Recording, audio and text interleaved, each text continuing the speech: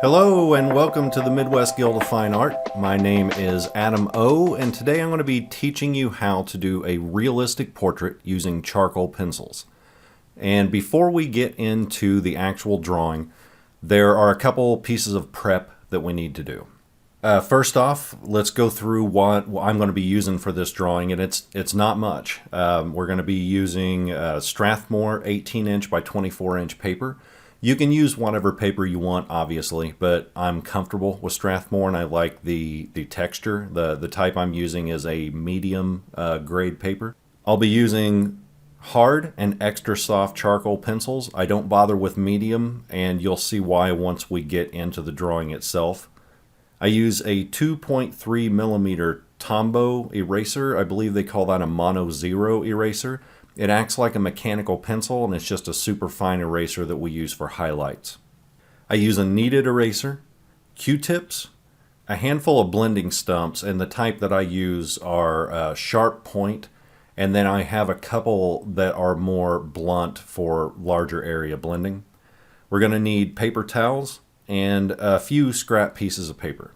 Now, the very first thing that we need to do is we need to open up our reference photo and kind of identify a few things and figure out positioning, because this is going to be the most important part of the entire drawing. So as you can see here, this is a photograph before a wedding, and I really like the story it tells. I like the scene. Normally I do a lot of drawings that are just there to display skill level, and this one I wanted more emotion put into the drawing, and I really enjoy the story this one tells. The first thing that I notice is when you translate this to a drawing, I want the four corners of the drawing to have four different things in them. And right now there's an arm in the bottom right, an arm in the bottom left, and we need to fix that in order to put more interest into how this drawing is framed. And it's a really simple fix. I just zoom in. So if we zoom into this drawing just a little bit and kind of reposition the way the drawing is framed on the paper, we can put very dark reflective hair in the bottom right, blonde curly sharp hair, and a little bit of the dress and the arm in the bottom left. We will have the gradient from the wall in the top left, and we will have dark shadowed kind of straight hair in the top right. And all four corners having a different thing in each one makes the drawing a little bit more interesting and a little bit more dynamic. It also allows us to get a little closer to the face so that we can add just a bit more detail to them. Now, before we dive into the actual mechanics of the drawing, there are some things that we need to identify here. And it doesn't need to take a lot of time. You just need to look at the drawing and identify a couple things. For instance, in my eyes, the skin tone on the right face is a tiny bit darker than the skin tone on the left face. And I want to accentuate that in the final product. So I want to kind of exaggerate that. So that's one thing I'm going to keep in mind whenever we dive into the drawing. The arm that's in the furthest point of the background is really dark. So it's really immersed in shadows and it's out of focus. So I'm going to use a style there that I call dirty realism, where I exaggerate the pencil strokes and I exaggerate the Q-tip strokes, and I want it to look kind of dirty and really quickly drawn in. We'll get to that way later in the drawing, but I just, again, want to keep that in mind. That will make all the sharper, more realistic things in the foreground pop out more. We also want to identify three extremely important things right off the bat. The wall in the upper left-hand corner is not just a flat gray. It goes from a dark to a light very subtly on like a gradient, and we need to make that smooth. That is lighter than the skin tone on the face. And also we need to identify that on the left half of the drawing, the darkest part of the girl's head is going to be her hair, followed by her face, which is a little bit lighter, and then the wall is just a little bit lighter than that. We need to make sure that if we're going to be adjusting contrast and exaggerating certain points of light and certain tones in this drawing that we need to keep those basic things in mind. We go from darkest to lightest, hair, face, wall. That said, let's dive right into the drawing and let's start laying in some very, very basic backgrounds here.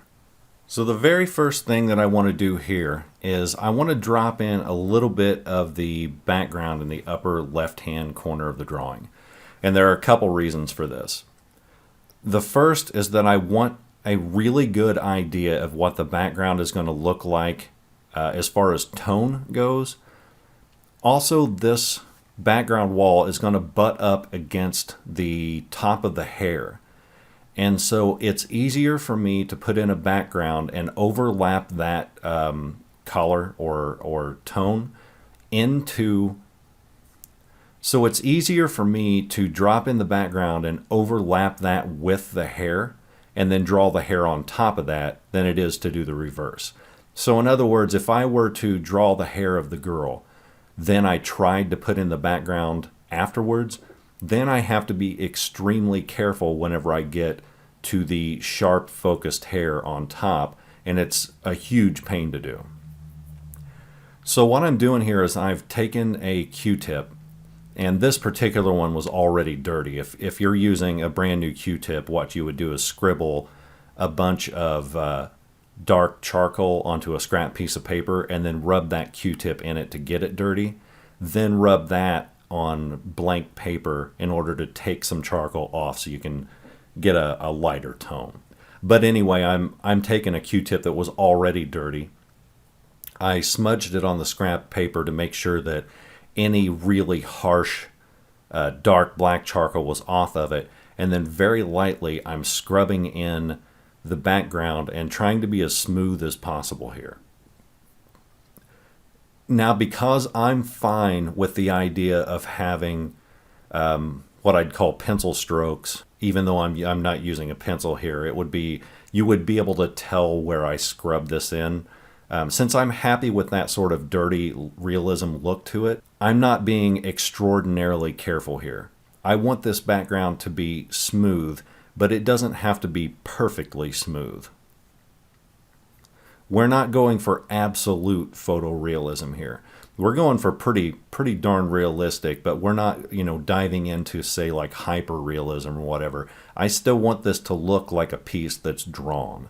And so for that reason, I don't mind specific areas of the drawing being kind of dirty and drawn and, upon first glance, it looks realistic. Then when you start really looking at the drawing, you'll be able to see the pencil strokes, the Q-tip strokes, little areas where the gradients aren't completely perfect.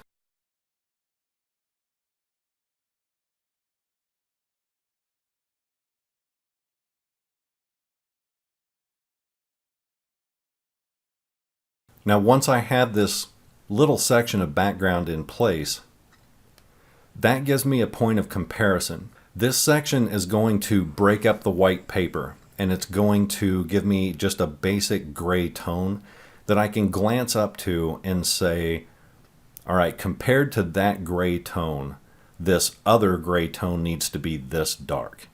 So as I'm doing things like the face, the hair and whatnot, I can look up at that little section and compare what I'm doing to what I've already done and make sure that what I'm currently working on is, in comparison to that, the right difference in tone. And when you're doing a portrait like this, you're constantly comparing what you're working on to what you've already drawn. And that will let you know what needs to be darkened, what needs to be lightened, what needs to be modified. So for instance, right here, I'm looking up at that background and I'm going to start laying in darker tones of hair. And what I'm doing is I've scribbled extra soft charcoal on scrap paper, then really dirtied up that Q-tip with that charcoal dust. And then lightly, I'm going to start laying in shadows of the hair. I think one of the mistakes that a lot of beginning artists make is they try to draw the hair in with a pencil, and that's what makes it look unrealistic. You get it done and it just looks like a bunch of lines.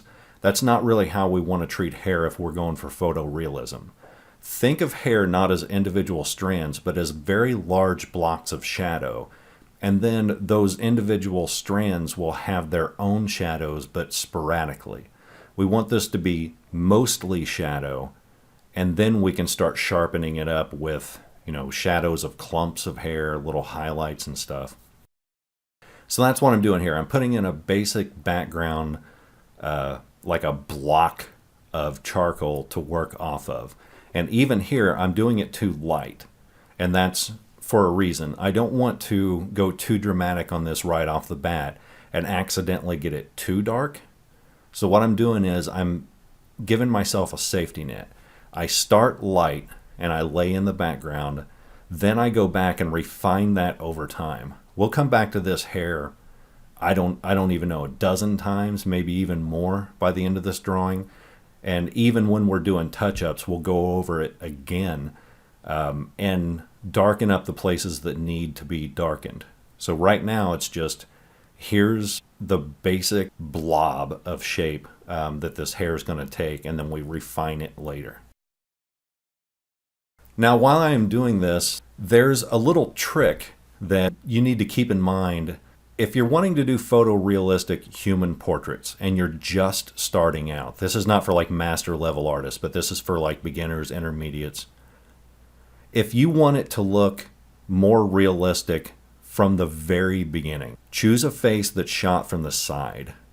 The biggest problems that a lot of new artists or even up to intermediate artists have is they have a really hard time getting the proportions down. So in other words, they might draw the right eye and the right eye looks fantastic. They'll get into the nose, that starts looking really good. They lay in the left eye and it's off by like 2-3 millimeters and it completely throws off the entire drawing. Maybe it's a tiny bit too small, maybe it's just off position to where now they look like they have like a lazy eye because it's not, the proportions are not on target. If you start off from a side shot of the face, you're drawing half the content.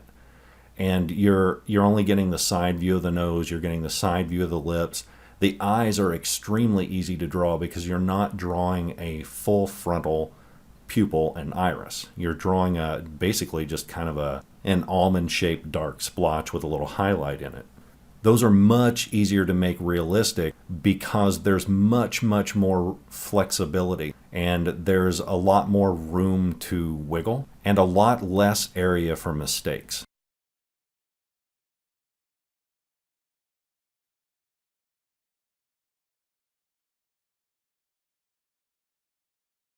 Now, as we'll see later, one of the interesting things about this drawing is that the girl has blonde hair and the woman has very dark hair. I'm going to use two different styles and techniques in order to make the two different types of hair here. They both look pretty realistic, but they're done in different ways. This one, since it's blonde, is going to show more details, more shadow. And so I'm going to start off by doing this blocking technique with the Q-tip. And I'm going to use very little pencil here until we start putting in detail. When I go to the other hair, we're going to be laying in a lot of pencil first and using the pencils to create extremely dark shadows and then blending that out with a Q-tip right directly on the paper. It's pretty interesting when you break it down. Once I get to that hair, it's kind of fun and neat because it'll give you two different ways to do hair and you can experiment with both of those things and see which one you like best. Now up in this section, I am being a little bit careful because there are some stray hairs that are going to come out of this section and overlap her skin. So what I'm doing is I'm getting close to where the detail is going to start, the detail that we'll eventually start laying in with blending stumps and with pencils. And I'm laying in just that blocky color as close as I can get to where those stray hairs are going to start coming out, but I'm not overlapping it because I want that hair to end and the face to begin. There's obviously the two different tones are going to blend into each other because the hair lays over part of the face. But for that particular section, I need to make sure that there's going to be definite hairs that are laid over the top of that face, so I don't want to go crazy and blend too far into the face with the Q-tip, if that makes sense. Now, the easiest way that I know how to make hair is not just blocking in like I've been showing you, but you're going to pick out the darkest, most defined shadows in the hair, and we're going to lay those in first. So in this particular photo, the girl's hair has sort of a crow's foot that kind of goes up and splits off in 3 different directions. That's the only way I know how to describe that shadow, sort of a W shape with a large triangle underneath it. That is very dark, and we're going to really get into that and darken that up a lot in the very near future. But for right now, I just got the Q-tip extremely dirty and loaded up with charcoal and dropped that in as black as the Q-tip would allow me to at this particular time. And then later we can go back in with pencils, we can lay more charcoal with a Q-tip on top of that. And it just comes down to lay in your blocks, refine it later. And just lay in more, refine it, refine over and over and over again. This is the tedious part of doing human portraits, because your pencil marks, your stroke marks, how you blend skin needs to be really smooth in most portraits. So if you make a mistake on a human portrait, we're so used to seeing people's faces that mistakes in the drawing are instantly recognizable. So if an eye is off position, we'll notice it. If a shadow is in a weird place, it will make the face look like the bone structure is incorrect, and we'll notice that too. When it comes to hair, we're a little looser, because hair is dynamic. It can kind of lay in all different types of positions and different types of styles. But when it comes to the face, we need to make sure that the shadows are on point, that it's smooth. So that's where we need to start kind of taking some care once we get past the hair and into the skin tones. We're going to use the same technique, mind you.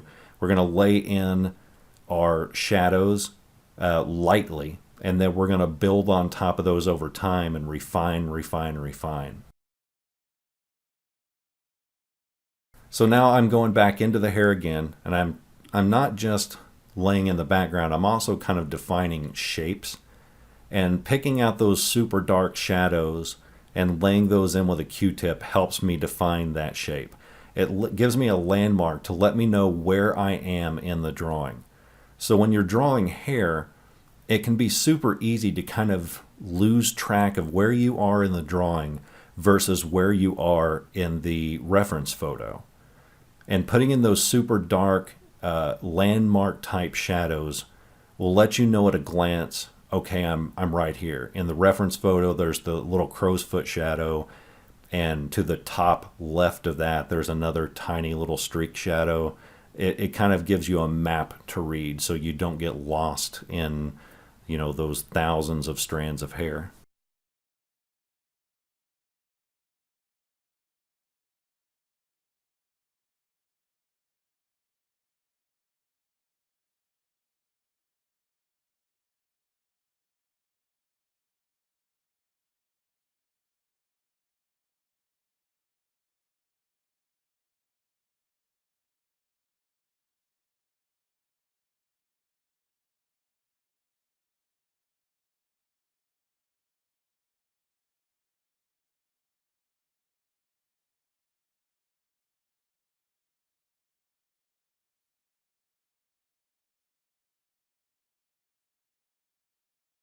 Now this is kind of a tricky part of the drawing. The hair gets extremely thin right here, and it comes down over the ear. And even in the reference photo, there's not a lot of defined hairs there. It's more than a shadow and less than a clump of hair. So it's extremely delicate around this area once I start getting the details put in. I have to be able to define that to let the viewer know that this is hair and not a weirdly laid shadow. So I'm going to have to be really careful once I get to that area, but you're going to have a lot of issues like that in drawing portraits in general. There are going to be sections that look like I've drawn guys before where there's a deep shadow on the chin. And as an artist, you have to kind of go, how do I make this look like a shadow and not a beard? And that comes with laying it in, blocking it down, and refining it later until it looks exactly right.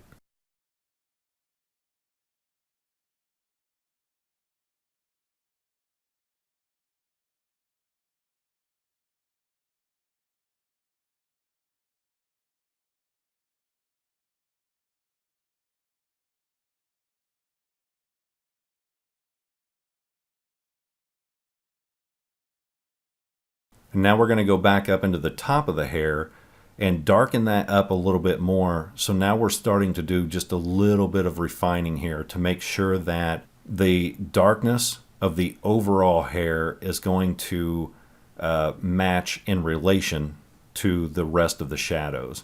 And I've only done that just briefly, just really quickly, to give myself another mental landmark to kind of tell myself in the future, here's where you need to darken it up, here's where you need to smooth it. So I'm just laying in these big blocks, glancing over at the reference photo, quickly laying those things in. I may do a little bit of refinement here and there, but it's not going to be much. We're getting the most basic idea possible here just to get the background done.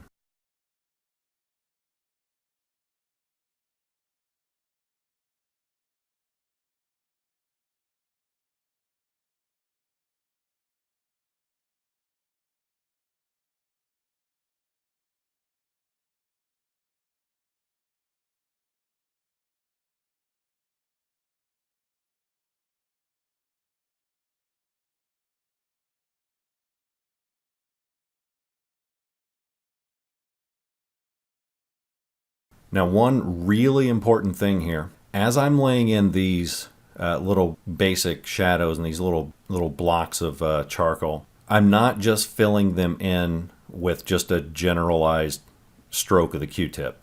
I'm following the flow of the hair. I'm going with the grain of the hair. Because even though the things that I'm laying in are going to be more like solid colors, there are still going to be stroke marks here because the Q-tip is not 100% smooth. There are imperfections in the Q-tip. There are little bald pieces of cotton. There are stray hairs. And as I lay these in, those little imperfections are going to lay in their own fingerprint, their own mark. That's a good thing because those marks end up looking like, incidentally, hairs. And they'll look like, less focused hairs. They'll look like their own shadows. And so we want to use that to our advantage. Those little scrubby looking marks that go onto the paper from the Q-tip can be used to create the texture of hair. In order for that to look real, we have to be scrubbing with the grain and with the flow of the hair so that those don't just look like, well, for instance, if I was just scrubbing horizontally, those little imperfections and scrub marks would look horizontal.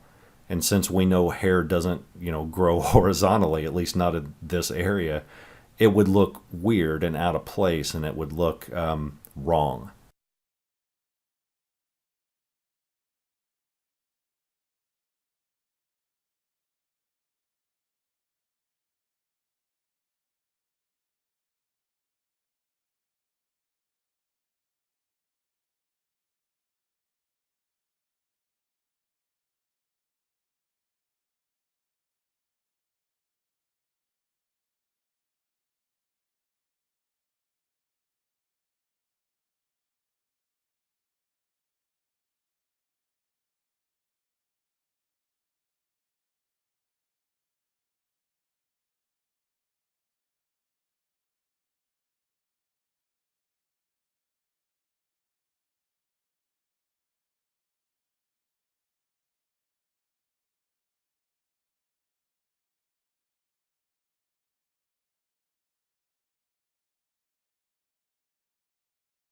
So now once we have all of this laid in, or at least the majority of it laid in, what I'm doing is dropping in minor shadows that appear just kind of here and there. And I'm also blending in some of those stroke marks by going over them with a longer stroke of the Q-tip so that yes, we want it kind of dirty and drawn in looking for right now, but we don't want it so dirty and drawn in that it looks unrefined.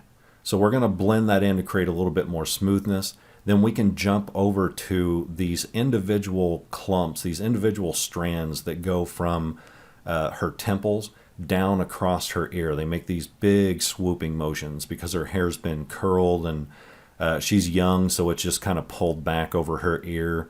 That hair itself kind of tells a story about her age. Like, you can tell it's her first wedding and that she's been a part of. And that is one of the things I love about this piece. So I want to make sure that these little strands that she's pulled behind her ear are kind of a focal point whenever we start looking at that hair.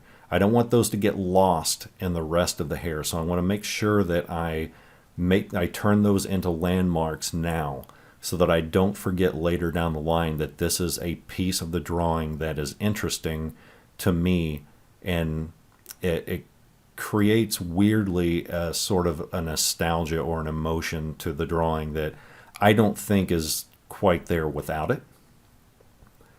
So anyway, maybe I'm just overthinking it, but I do want that to be a nice focal point of the drawing, even if I'm wrong about it creating certain emotions or whatever. So I'm being careful around that area. And so once I get that done, now I need to go back up into the rest of the hair and start doing a little bit of refinement, where I can put a little bit more of the dark splotches. You can see that the hair itself is starting to get a bit more focused as I add in these darker shadows and these darker anti-reflections that happen in her hair.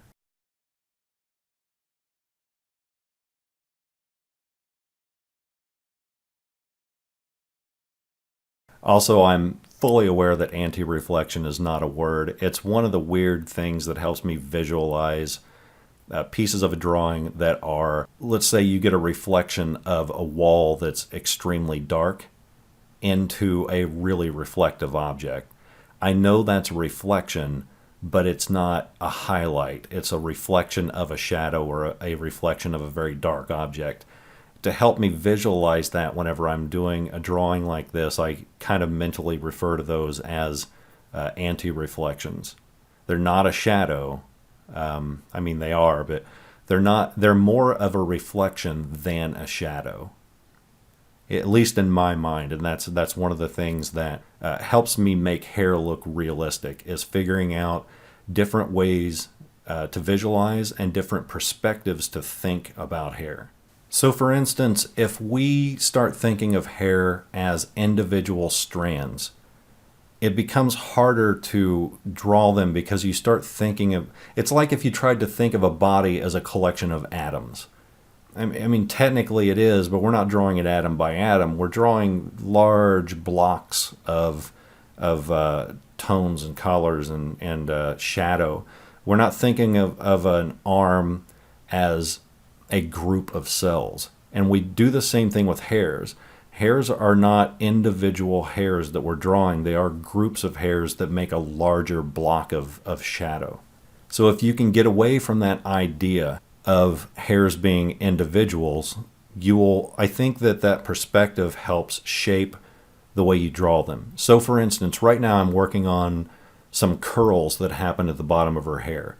My instinct as a teenager when I was drawing would be to take a pencil and just draw those curls in, and I could not place for the life of me why that looked unnatural.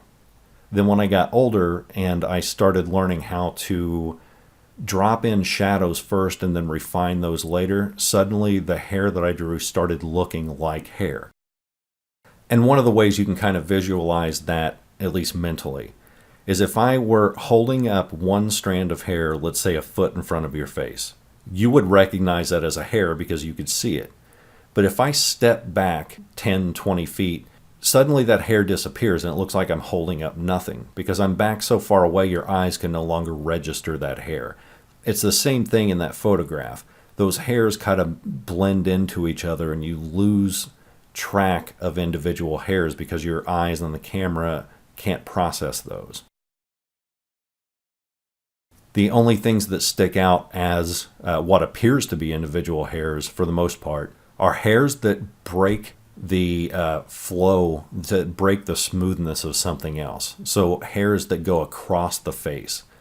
It's putting itself on a background that's smooth, and suddenly it juts out and becomes noticeable. Then when you get into the hair itself, what appears to be individual strands of hair is actually the shadow of a larger clump of hairs.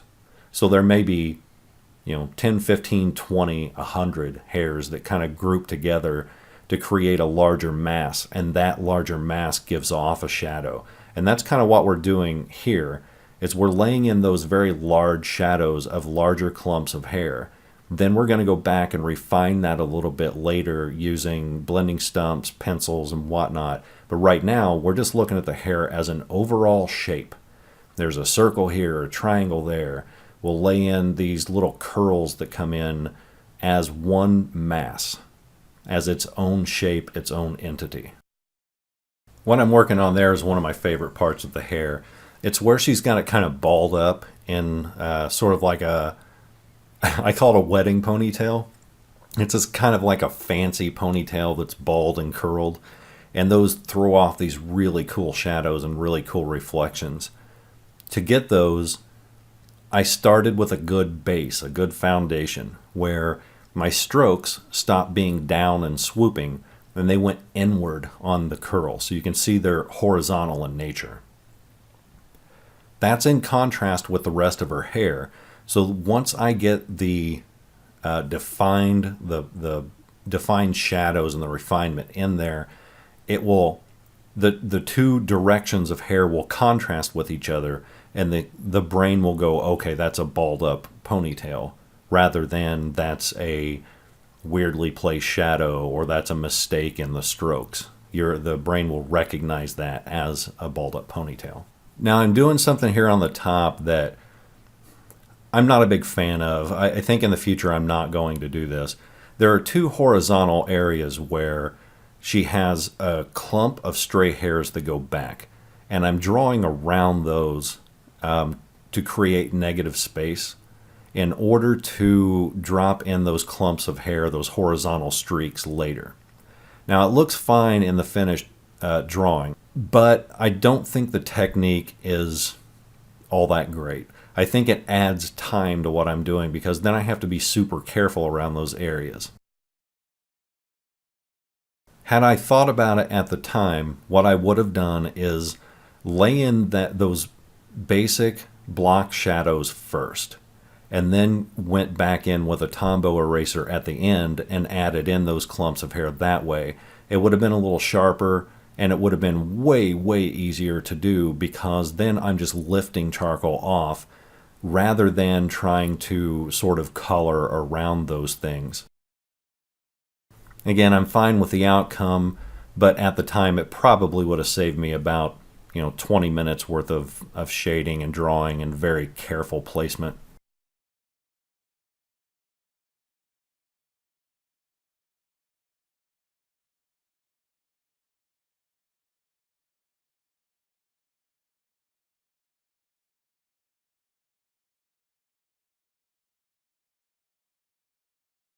And now as I'm adding in these other shadows and these other darkened areas, these sort of anti-reflections, at the same time what I'm doing is kind of blending the other pencil strokes with the dirty Q-tip so that each of these areas start to flow into each other rather than be these defined sectioned off areas.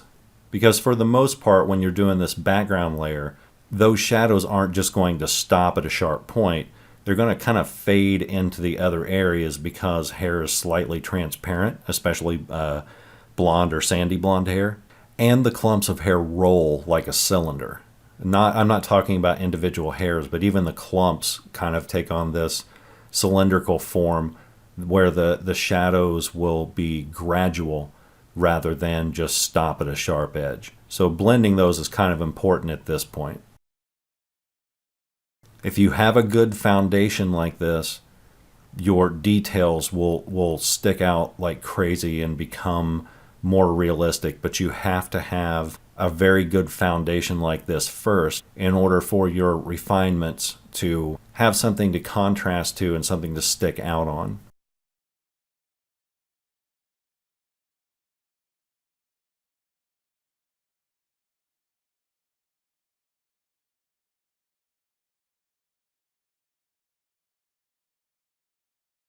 Now, if we were going for like a minimalist look, we can actually leave the hair mostly like this. We could just refine it with a Q-tip and it would be fine. Because we're going with the flow of the hair and we're going with the grain, that Q-tip is creating a texture that gives the illusion of individual hairs. So if you wanted to and you didn't want to get, sharp detail and you wanted to keep this really soft, you could do this entire thing with a Q-tip and be totally fine. And you could do the same thing with a blending stump. People have asked me why I don't use blending stumps for large areas like this, and it's because the Q-tip covers more area. With the blending stump, I could add in, the same amount of area, but I'd be going from the drawing back to that squiggly, scribbled in clump of charcoal that I've got on the scrap paper. I'd be going from the drawing to that back and forth many, many, many more times. With the Q-tip, once I've got that loaded up, I can cover a ton of area because it holds on to the charcoal better, and it's got way more surface area to hold on to it. So it can hold more charcoal for longer.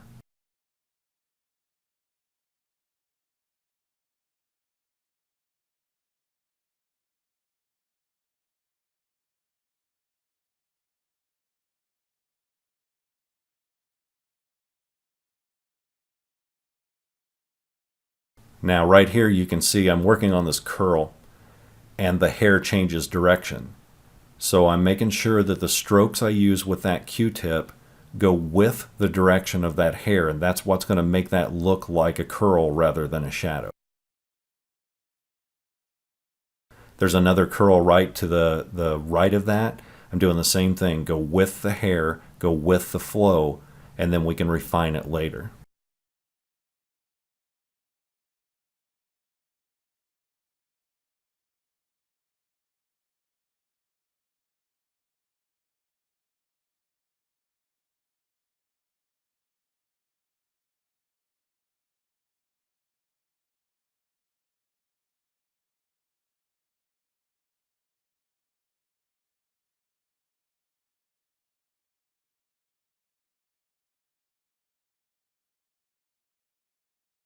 Since I have a really heavily loaded Q-tip here, you can see how black that is when I lay that in. I'm laying in the darkest parts of the shadows of that curl first in order to pull off charcoal from the Q-tip. As I get more black on there and the Q-tip becomes less dirty because you're kind of cleaning it by scrubbing it on the drawing paper, then I can bring that into areas that are lighter and have less shadow and just scrub those in, because as the paper pulls off charcoal, the strokes that you use with your Q-tip will naturally become lighter because you're using a cleaner Q-tip. Then I could bounce back up into the regular part of the hair, the main mass of hair, and kind of put in those light areas as well and use the same technique over and over.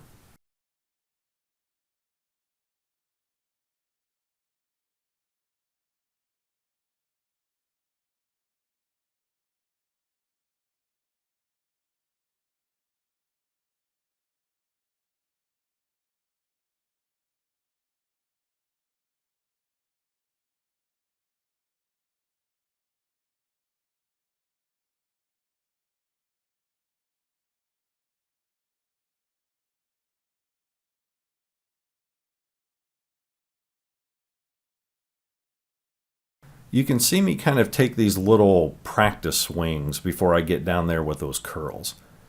And that's to make sure that my hands go in the right direction and at the right curve before I actually put it down on paper. I don't have to be extremely careful here, but there are clumps of hair that run underneath other curls of hair. And so I need to make sure that those appear like they're one continuous curl, even though they're broken up by another layer of hair on top of that. So as I do these little practice swings, as I call them, I'm just making sure that once I touch that Q-tip to the paper, I'm going the right direction and that the hair looks like it continues on. It's just kind of a way to make sure that I'm in the right area at the right angle with the right curvature.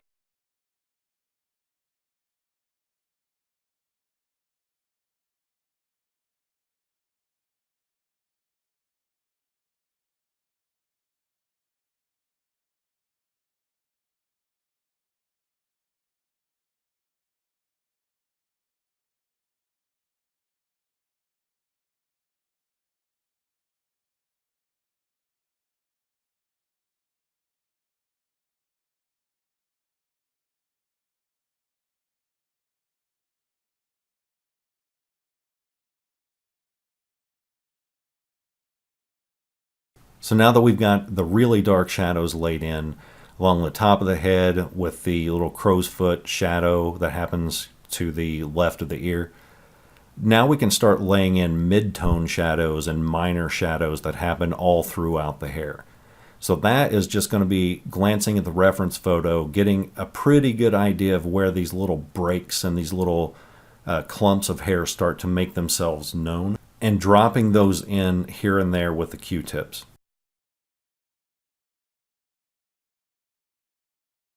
And this is just a form of, I know this is kind of a contradictory term or contradictory phrase, but it's kind of rough refinement. We're going to start refining shadows. We're going to start giving them definition. We're going to start increasing the tone of the hair itself and increasing the contrast. And we're starting to make it look a little more sharp and a little sharper and a little sharper. We're going to keep doing that over and over and over until that gets to a point where we're really happy with it. But it all starts with the Q-tip first, so that again, we give ourselves a really good foundation to work on. At this point, I've created so many landmarks that there's no question in my mind where I'm at on this drawing. I know for a fact that this shadow is in relation to the ear. I know that this curl is in relation to the other curl. I know that this stray hair that goes across the top of the head is by a large triangular shadow. These are all mental landmarks that we put into the drawing so that we don't get lost. We don't have to recreate this hair exactly to the specifications of like the original photo. But we do need to get fairly close so that we've got a very strong idea of how this hair lays. How the hair lays is more important than totally recreating strand by strand from the original photograph.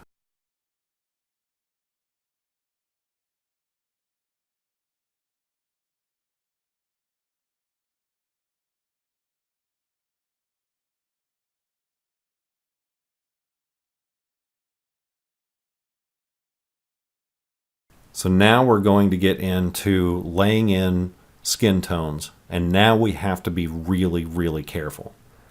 The reason is because the skin is lighter than the hair, so we need to make sure that the shadows are in the right position, but we also need to make sure that since there's not going to be a lot of refinement here, they need to be correct right off the bat, which means we can't have a bunch of stroke marks, and we don't have the room to go back in and do anything more than just darkening it up and changing the shape of the shadows. So this is, as we're laying this in, yes, it's a basic point to start from. It is a foundation, but it's closer to a finished product than what the hair will be. So the hair, in other words, we're going to go back to the hair a dozen times or more, because we'll be adding in sharper and sharper and sharper definition to it over time. With the face, since the only thing we're really going to be doing is darkening it over time, this foundation needs to be pretty on the money to begin with. So we're using careful, light strokes here.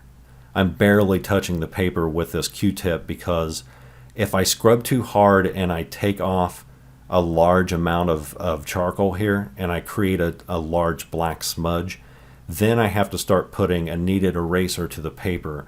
And the more you do that, the more you kind of compromise the teeth of the paper. The teeth of the paper, if you rub your hand down it, if you're just a beginning artist, the rougher that paper feels, the larger the teeth are on the paper. So if you look at it under a microscope, it'll look like it's got hills and valleys on the surface. Those are important because they break up glare. They also grab pencils, they grab charcoal, and those are what holds on to the actual pencil marks, and it's what prevents the drawing from looking shiny. If you've ever drawn a lot on a smooth piece of paper and really scrubbed in, and you look at it from the right angle, it'll look like it's almost metallic. That's what causes that, is you've destroyed the teeth of the paper. So anyway, that rambling aside, I'm preventing that by going very, very light on these sort of very subtle shadows on the skin tone, and then we can go back later and use the same exact light touch to add in more and more layers of charcoal to darken it up to whatever tone we're satisfied with.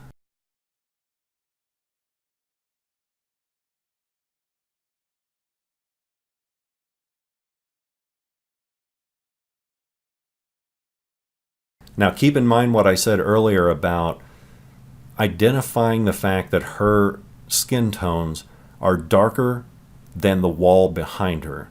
Right now I'm making that a little bit darker than the wall behind her, but not so much that it's defined, that it jumps right out at you. I'm going to darken that up later and really make that pop out and get more defined. But I'm always keeping that in mind as I'm adding in these beginning shadows. I do want those to pop out. I do want those to be differentiated from the wall behind her. So I'm using the wall as a point of comparison to know how much charcoal to lay in right off the bat.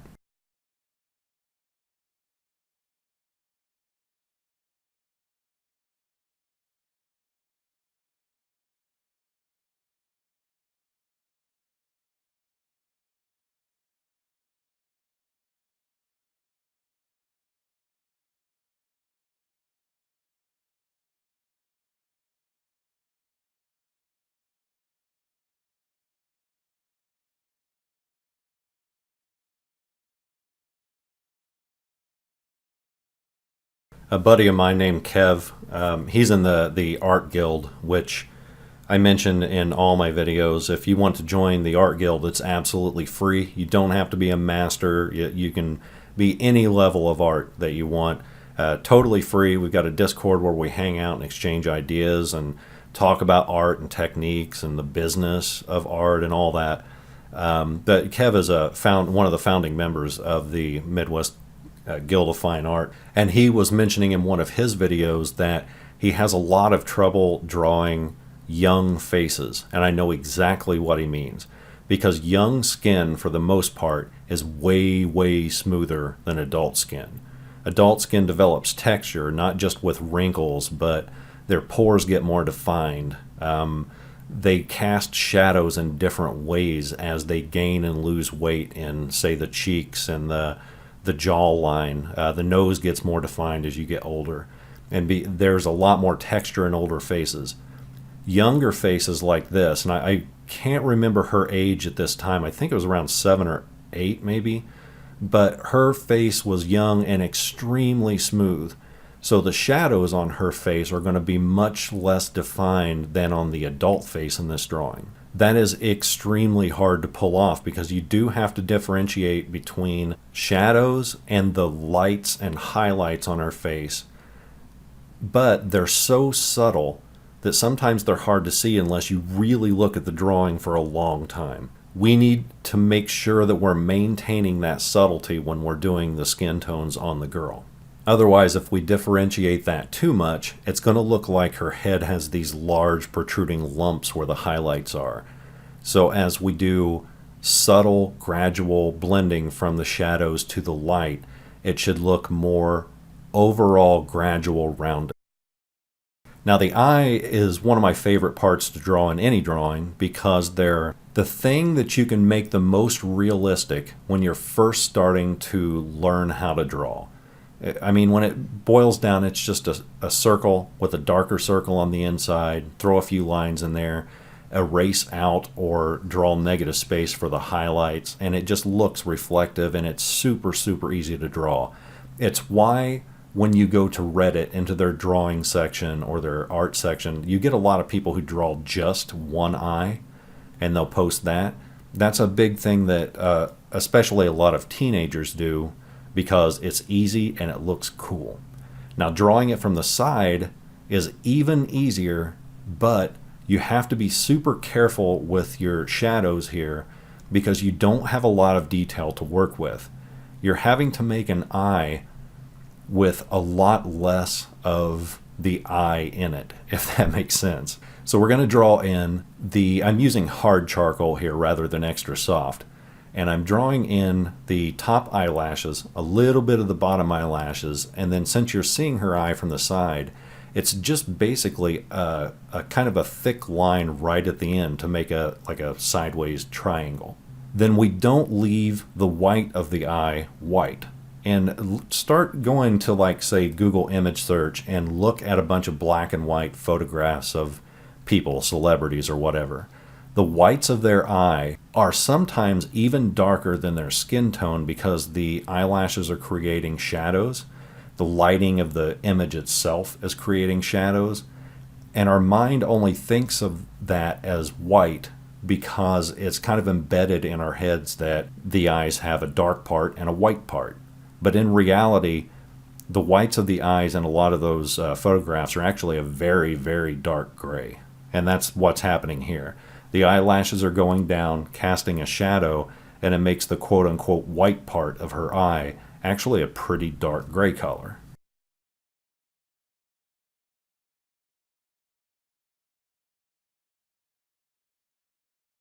There's a temptation to try to put too much detail into this section. For this particular drawing, I'd implore you not to. Like, I did not put a ton of detail in here. We're giving the idea of the eye. We're letting ourselves use a tiny amount of detail because the reference photo has a tiny amount of detail.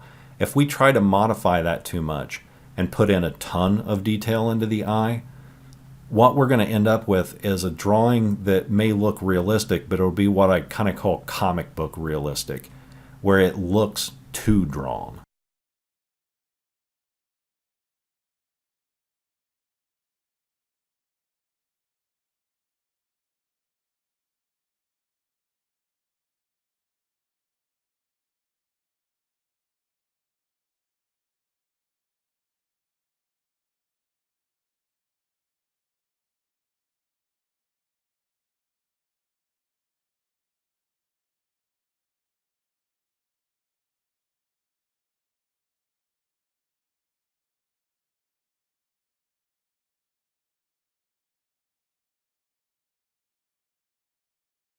And I'm working here on what I kind of mentally call the Joker shadow or the clown shadow. She has a shadow on the top of her eyelid that goes straight up, and then she has another one at the bottom of her bottom eyelid that goes straight down.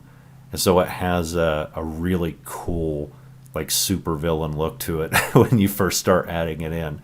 So I'm dropping those in as a mental landmark because, again, with how smooth this face is and how smooth these shadows are on a young face like this, we need to, it's harder for us to create landmarks because there's such a wide area, especially when you get down to the cheeks, where the shadows are so subtle.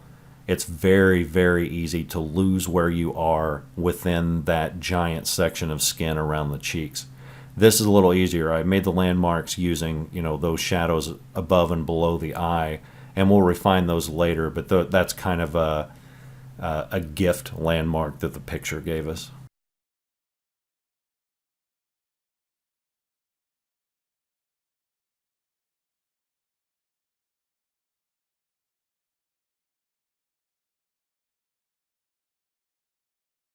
When I'm working on this eyebrow too, I'm not going to use a pencil here. I'm going to use a sharper pointed blending stump because her eyebrows also don't have a lot of detail in them. They're more of a very dark shadow than they are individual hairs.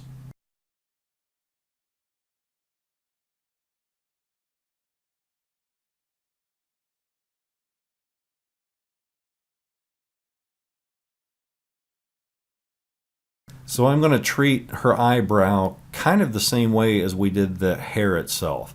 I'm going to drop that in as a base layer background with a blending stump, and I'm going to get it kind of as close as I can to the original photo with just that.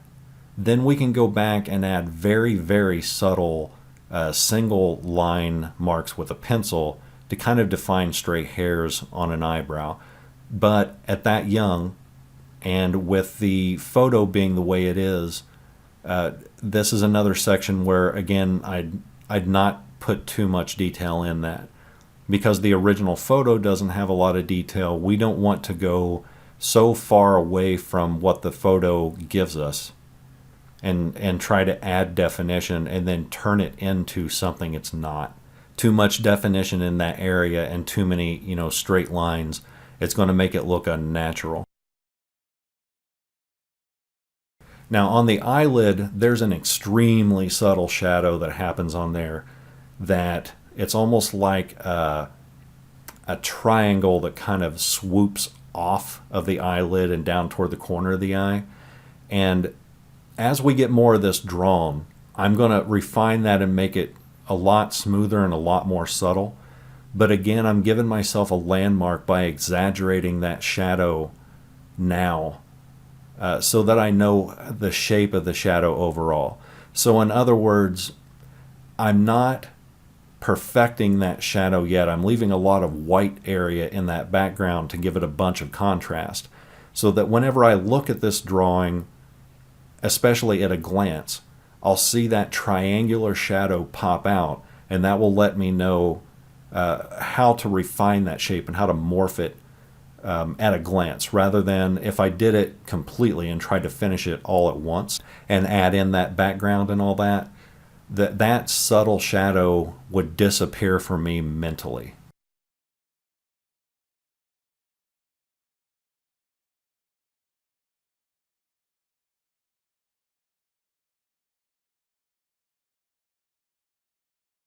Now, as I go back in toward these eyelashes and stuff, that's another area where there's not a lot of single pencil strokes. Those eyelashes are more like sharp shadows than they are single defined hairs.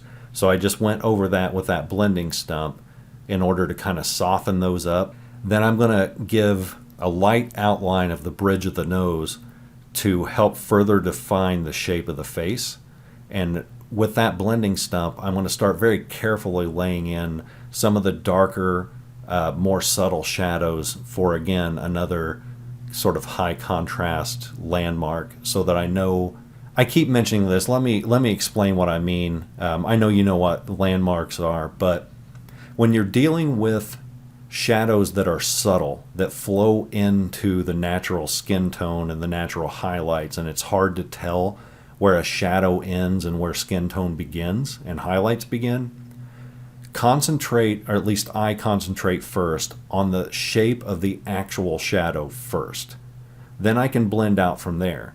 So whenever I say I'm giving myself a landmark with a shadow, I'm drawing just the shadow and keeping that somewhat defined, so that whenever I start to blend this out and make that kind of a gradient into the highlights, I don't lose my place. So, and if there's an L-shaped shadow that happens along the cheek, I don't want to accidentally make it look like a C-shaped shadow because I tried to do too much too quick. I'll drop in the L-shaped shadow first and then blend out from there into the highlights.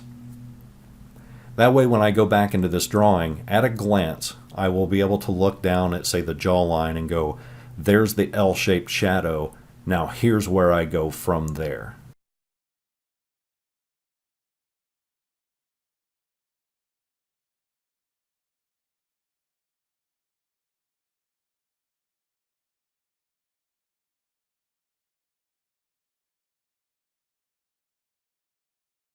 Now, very, very lightly and very, very carefully, I'm going back up into the eyelid and starting to refine that a little bit more, because I have the landmarks down, I know how that shadow is shaped, and now I can start blending that in. There's also a much lighter highlight that happens right at the right hand edge of her eyelid. Beside that, there's a shadow and sort of a dark anti-reflection that happens right beside that. And so I want to make sure those are blended together well, because if not, it's going to look like I just drew a square in there and it's going to look weird. So very, very carefully, I'm starting to blend those shadows and make sure that they blend correctly into the highlights. And then by comparison, the eyebrow stays looking like an eyebrow instead of a misplaced shadow. When you're dealing with parts of a human face that don't have a ton of definition, like that eyebrow, like the eyelashes, it's sometimes very hard to make those appear as the thing that they are.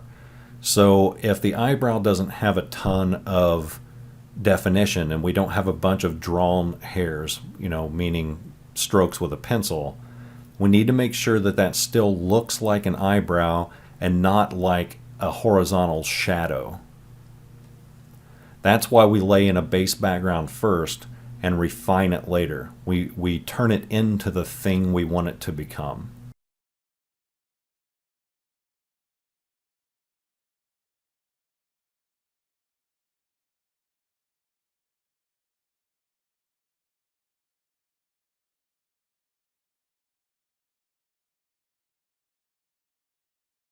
Now I'm going to the bottom part of that eyelid, and there's what I referred to as the Joker shadow or the clown shadow earlier.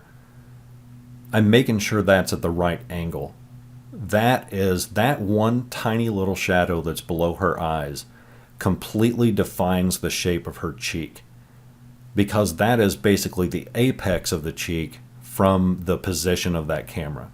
It's the point where the cheek rolls over and goes into that subtle opposite curve that happens at the nose. It's like a hill or a slope that goes down and then goes back up into the nose. Where that curves over, that's why that shadow is there. It's on the edge of her cheek. If we don't have the right angle there, it will change how puffy her cheek looks, and it will change the look of like even her bone structure. And if we don't get that one tiny little shadow right, that can actually make the drawing not look like the subject. It's so weird. It's only like an inch long line, maybe 2 inches at the most, by the time we get it done. But that one tiny little line is so extremely important to defining the shape of her face.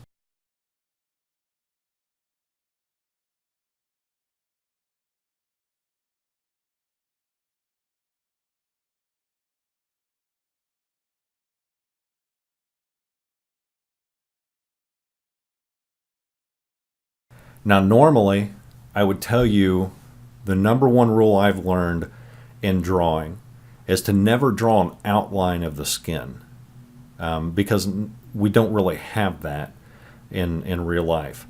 This is one of the weird pictures that happen to have kind of an outline of the skin, because as it rolled over from the apex that faces us to the most distant point of the skin as it rolls away from us, it happened to reflect a darker, it's not just a shadow, it's reflecting like the dark hair that's across from her. It's reflecting, darker parts of the room. And it happened to pop out sort of like a thick, gradual outline. So in order to make that look like I didn't just draw in an outline, I used a blending stump, and I made sure that the inner edge of that faded. So I don't want a sharp line there, otherwise it's going to look like I just took a pencil and drew in her forehead. And now while I'm up here, and I've got a fairly clean blending stump, it's got charcoal but not a ton on it, I'm very lightly starting to define and refine the shadows that happens along her forehead. because there's two sections that have kind of a lighter tone to them, a more reflective tone. So I want to make sure that if I'm defining that area now, I can make it smoother later, but at a glance, I can look up at her forehead and say, here's exactly where that highlight is, and here's exactly where the darker shadow parts are. We're not going to leave it like that, but we are creating that basic look so that we have a very defined landmark for later down the line. Now, the reason I say that too, this is actually kind of important. If you draw on a drawing long enough, you're going to get used to what it looks like. You can't see the forest for the trees sort of deal.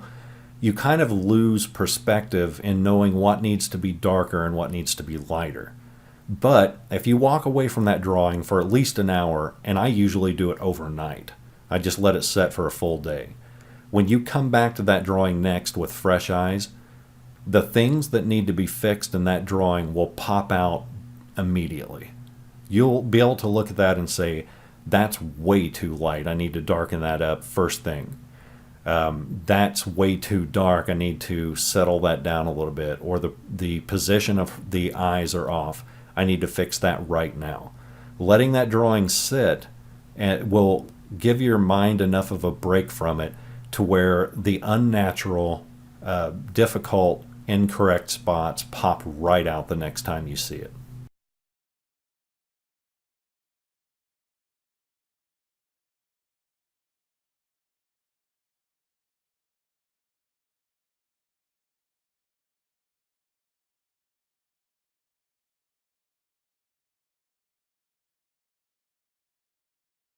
All right, now we're going to go into the nose and the lips, but we're not going to use a pencil for any of this. We may come back and define it a tiny, tiny bit with pencils later. But one of the things that you need to keep in mind when you're doing most portraits is that there are very few places in the human face that have defined lines, which a pencil makes. A blending stump will naturally make a kind of a thicker line that fades on the edges, has sort of a fuzzy look to it.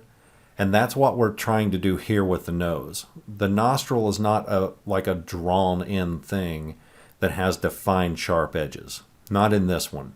In some portraits that have a lot of, high definition and some really harsh lighting, those will be more defined because the shadows will have sharper edges. This is not one of those. So we're laying in the nostril and the shadows and even the edges of the nose with a blending stump first. And if any of that needs to be kind of sharpened up later, we can consider a pencil. But we're going to attempt to do most, if not all of this, with nothing but a blending stump.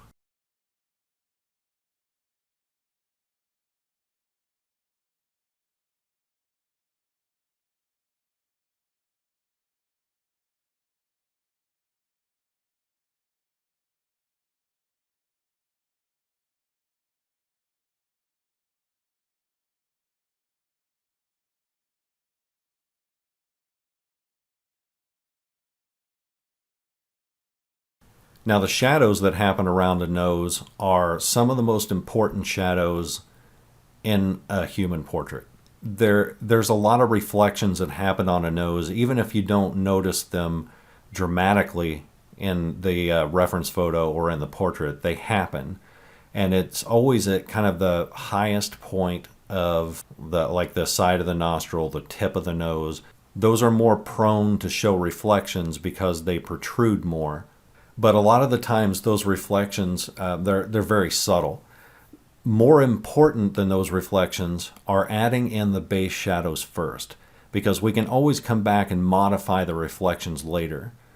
So we need to make sure that the shadows are in exactly the right places and that they blend smoothly into the other parts of the drawing, like the eye. So normally, like if you've got a portrait that's done like a headshot that's, the whole face is facing the camera, the nose gradually fades into the eyes. It's not like you draw an eye, then you draw a nose, then you draw a mouth. They all flow into each other. They're one collective unit. So from the side, it's the same kind of idea where it flows into the eyes. It's just there's going to be more of a separation because of those the Joker shadows that I talked about earlier.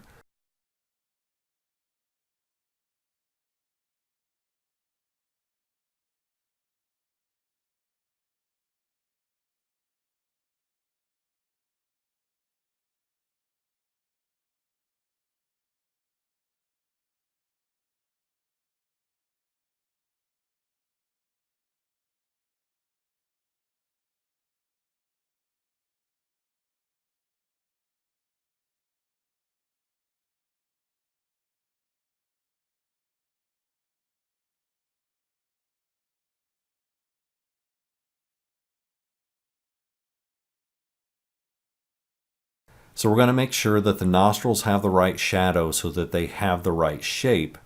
Then we're going to do the same thing with the bridge of the nose. And again, this is an area where normally I would not want to outline the edge of this. But because the reference photo shows shadows in that area and they're very thin shadows, I want to make sure I mimic that. But I don't want it to be sharp. I don't want it to look like an outline. So I'm doing it with a blending stump and I fade that into the curve of the nose. Then there's a lighter section that happens along the bridge of the nose, and that's where a lot of the highlights are going to lie. But the shadows, again, will force the highlights to take certain shapes. So we're more concentrating on the shadows than we are the highlights.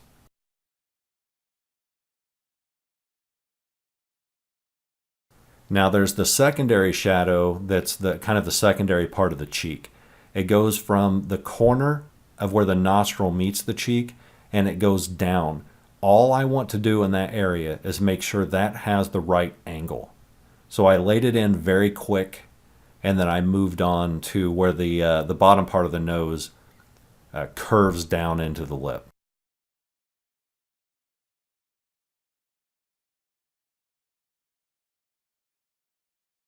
Remember, I don't care how many times I have to repeat this, it's important. Lay in your base first and refine it later. Just make sure your shapes are right, your directions are right. We can always increase the contrast later. We can increase the values and increase the tone later. But we will have a hard time changing the direction of a shadow if we don't get it right the first time. So that's kind of why we're spending a little extra time to make sure the direction and the shape are correct first. That's our base. That's us laying down a good foundation that we can build on later.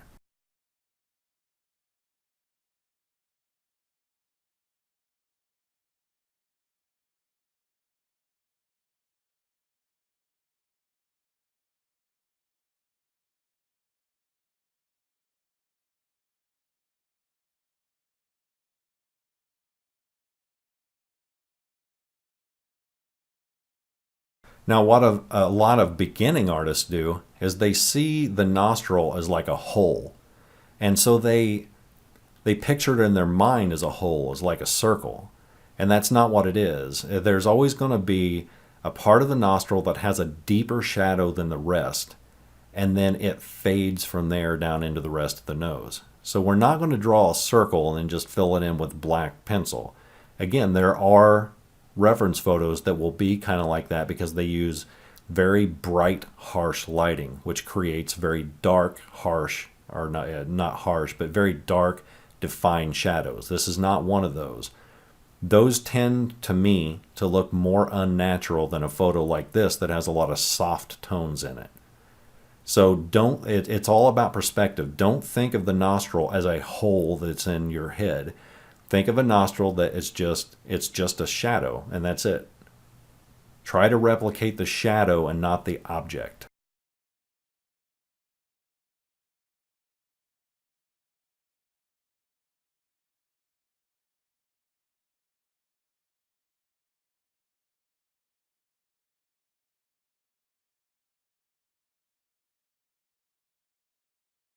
All a human face is a collection of gray blobs. When you're working in charcoal, it's just a collection of varying tones of grays and blacks and whites. And that's it. If you keep that perspective, and as cold and robotic as it sounds, If you look at this very mechanically, it's like building a face out of Legos. This one goes here, this one goes here, this one's this color.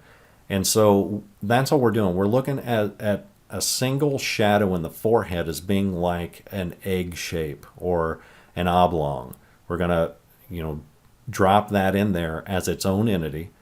And then we start looking at the overall face and we can start blending that into other areas later. So like when I'm doing this lip, I'm not drawing a lip. I'm drawing just a line. It's one line that compared to the rest of the face is darker. Now, one thing I do have to keep in mind here, I'm drawing this line, but there's actually two lines going on. There's the lip that is closest to us as a viewer. And then we can barely see inside of her mouth. So we're seeing the inside of where her lip curves around on the farthest point. We're going to lay this in very basically as kind of like one thick line. And then we're going to define those two areas a little bit later, likely with a pencil, probably hard charcoal, because we don't want it to get too black. The corner of her mouth is a little bit darker than the rest. There we go. So we're going to take a little bit of hard charcoal because we don't want, if we use extra soft here, it's going to be too dark and it's going to look, there's too much contrast. It'll make it look comic booky. Then we're going up along the edge of this top lip and we're going to define that area, and we're barely touching the pencil to the paper because we don't want a lot of pencil marks here. Now we can go down the inside of that lip and we can drop in whatever tone that happens to be. It may be darker. The point is, whether it's darker or lighter, we need a separation of these two lines to show depth.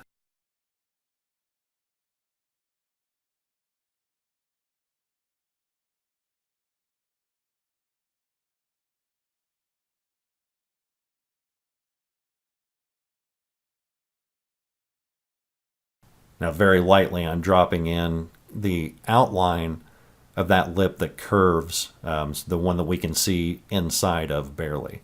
I'm dropping in an outline to give myself a defined area to work in. Then I can drop in very rapidly just the quick fill-in of gray there. Now, I know this probably won't show up on video that well. In real life, these areas are very defined. We're going to make them even more defined later if we need to, and I do think we need to.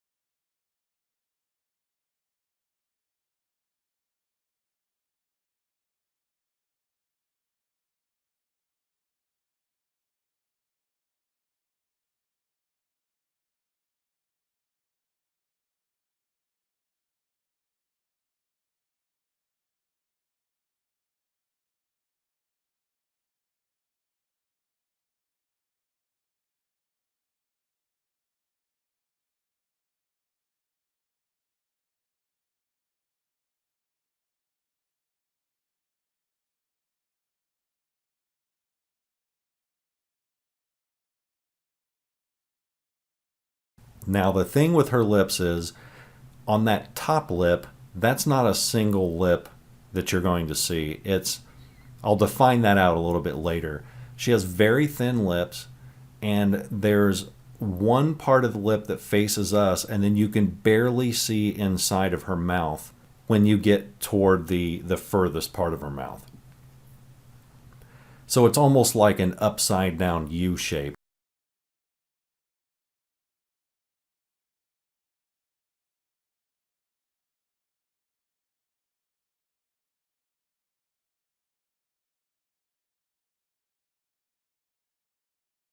And you can see here with the Tombow eraser, all I'm doing is taking away a little bit of the edge of that, because this particular area is extremely delicate. And the reason is we're working in an area that's very constrictive. It's very constricted. Is that the right word? I hope so. If not, anyway, we're working in a very, very small area. We need to define the lips, and there's also another very dark shadow underneath her bottom lip that's almost the same exact tone as the lip itself. There's a very subtle anti-reflection and a highlighted reflection on her bottom lip that's not there on her top lip. So we're having to be very, very careful with these details. It's very fine, and it's very in a very tight place. So it's an area where if we mess up by even so much as like 2 millimeters, it's going to change the shape of her mouth, and we can't have that.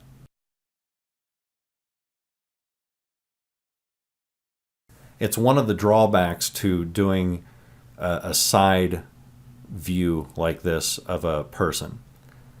There are certain things that define the shape of their face, and the lips are one of them. The positioning of the eyes, the curvature of the nose. These are all areas that really define a person's face. Then when you get around the cheeks, it's a little more flexible. We just need to make sure that the shadows and the reflections there show the exact curvature of their cheek and the shape of the jawbone. That we want to get just right, because if those are off, they can be a little bit more off than, you know, the nose, lips, eyes. But if we get those off, we can change the actual structure of their skull, and that will make them not look like them. Anyway, the point of all that rambling is the area that we happen to be working on right now is extremely delicate, so I'm taking a little bit more time to make sure it's exactly right. Then when I go back in to refine and define that later, we'll be just as careful, but we'll be using more pencil work in there to kind of, you know, define the little ridges that happen along the lips. We'll be able to separate the top lip that faces us versus the inside of her open mouth on the far side of her mouth.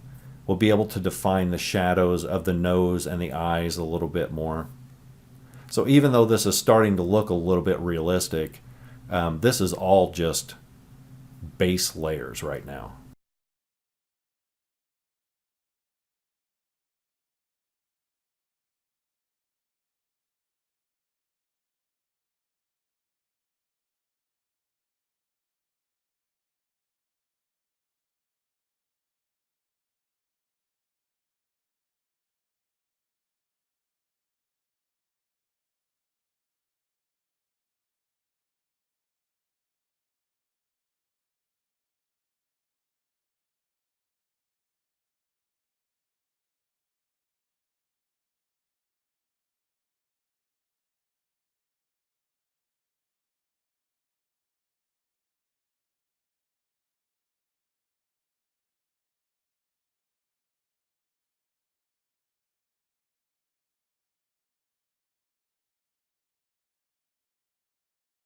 Now you notice that I took the Q-tip and I ran it through very, very dark charcoal, and then I scrubbed that Q-tip on a blank piece or a blank spot on that scrap paper.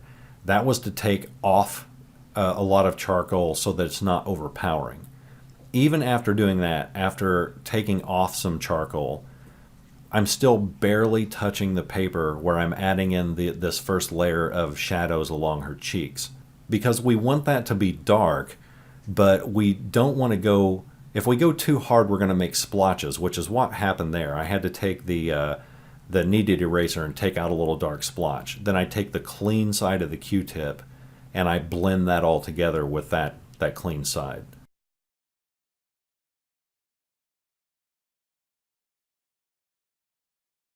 While it's on the clean side, I also go back up into the shadows that happen along the top of her cheek where it rolls into her eyes, and I'm blending all that and smoothing all that together and making the edge of the shadow fade into the skin so that there's not a real sharp defined line. Then after I'm done with that, I can go back to the dirty side of the Q-tip again and continue with the cheeks with the stronger shadows in this area and start refining and defining those.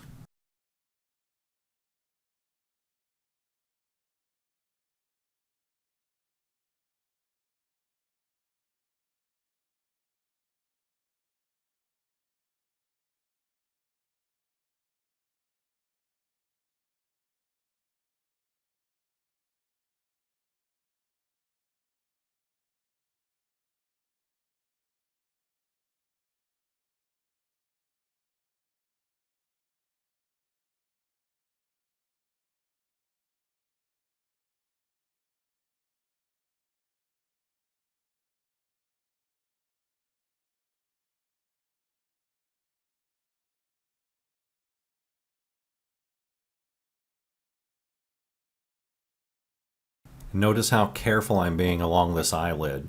I'm still going to darken up that little V-shaped or upside down V-shaped shadow that happens on her top eyelid, but I'm barely touching, and I'm making sure that sort of fades on the edges, so again it's not sharp. It fades into the rest of the skin tone. I've still left a fairly white circle right above her eye on the bottom part of that eyelid, because I don't want to lose that just yet mentally. We can come back and fix it later, but right now I'm more interested in the darker shadows than I am the lighter highlights. We'll dirty up the Q-tip again, and there's a much darker shadow on the bottom of her chin that rolls through the edge of the jaw. So I'm using that to create an outline with the Q-tip. Those will be darkened up much, much more later, but right now I'm just getting the idea that there's a shadow there, and it helps me define the shape of her face in my own mind first.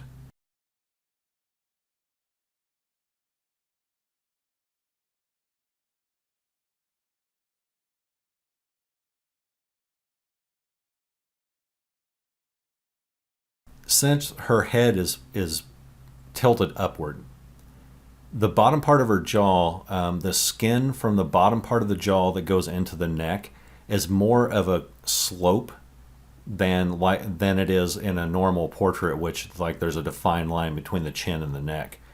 And the shadows that are underneath there are almost the same exact shade of gray as the bottom of her chin.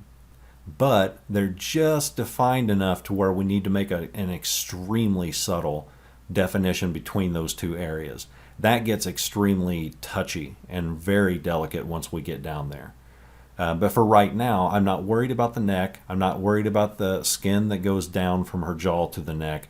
I'm worried about the jawline itself first, so that when I look at this drawing, if I let this sit overnight, when I come back to the drawing, I can look at that and immediately go, yep, that's the bottom of her chin. It curves like this. Here's the shape of her jaw. And there's no question in my mind whether or not the shape of her face is right. We always think during like the first probably half of a drawing, we think about overall shapes first and details second.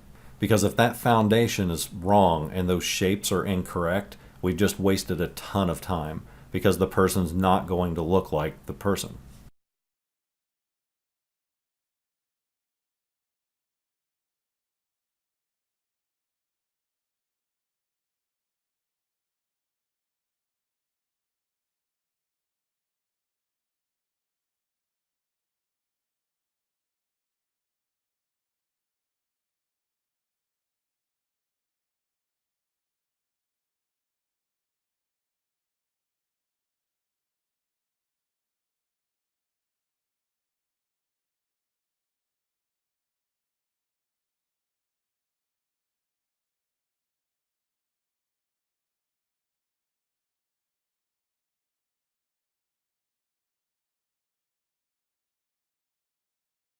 Now notice how that shadow on the lower part of the chin, the lower part of the jaw, fades as it comes up. There's a gradient that goes from dark on the bottom to light at the top.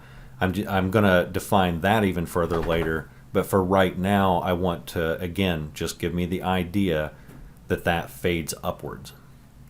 Then there's a line, and that line is extremely subtle in the finished product, or at least way more subtle than it is now. That goes from the corner of her mouth down toward her jaw, and that's where her mouth is creating a very subtle indent from being open. I'm making that a little bit more dramatic there in order to, again, give myself a pretty good landmark so I know where I'm at later down the line. What I'm doing with the Tombow eraser there is I had a very faint outline of where that overall shadow appeared on her face. And that was to tell me the shadow basically stops here and it starts getting more into like highlights. So I erased that line to make sure that it didn't stick out in the drawing, because some of these outlines will disappear as we're covering them up with charcoal. That's one that would stay in the drawing if I didn't erase it.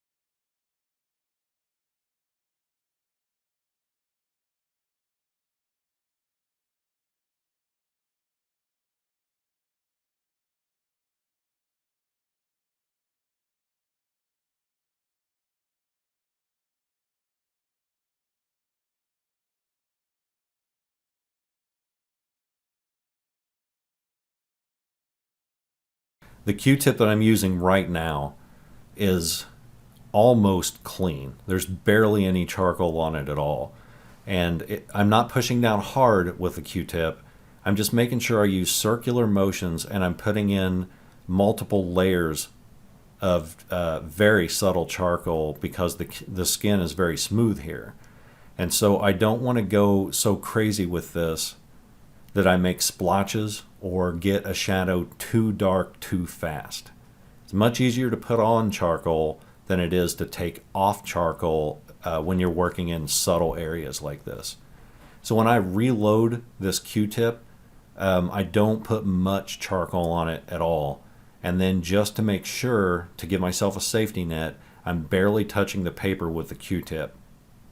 I'm always thinking at this point about not putting on too much. It's so much easier just to put layer on layer and build up to the darkness that we need.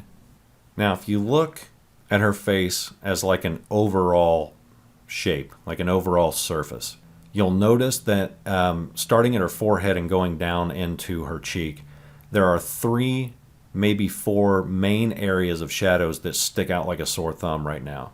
There's one that happens directly above her eye, one just to the left of that that happens above her temple. There's one right beside her ear that's below the temple, and there's one right at the, like right on the ball of her cheek. Those will eventually be blended into the highlights that surround them, so it looks much smoother. But right now, again, I apologize if this is too repetitious, but the repetition is really important to really nail this down in your head. That at a glance, I can look and see these are the darkest, most shadowy parts of her face, and I can shape the highlights that are around them later, but I have to know where those shadows are first, because the shadows and the highlights will equally, in contrast to each other and in conjunction to each other, will lay out the shape of her overall face. But right now, the thing that I can control the most are the shadows, because the highlights are going to be there anyway. The highlights are going to be there where I don't put the shadows. So that's why I'm working so much on defining these 4 specific areas first, and then I can fade those and turn them into gradients and fade them into the highlights a little bit later as I go.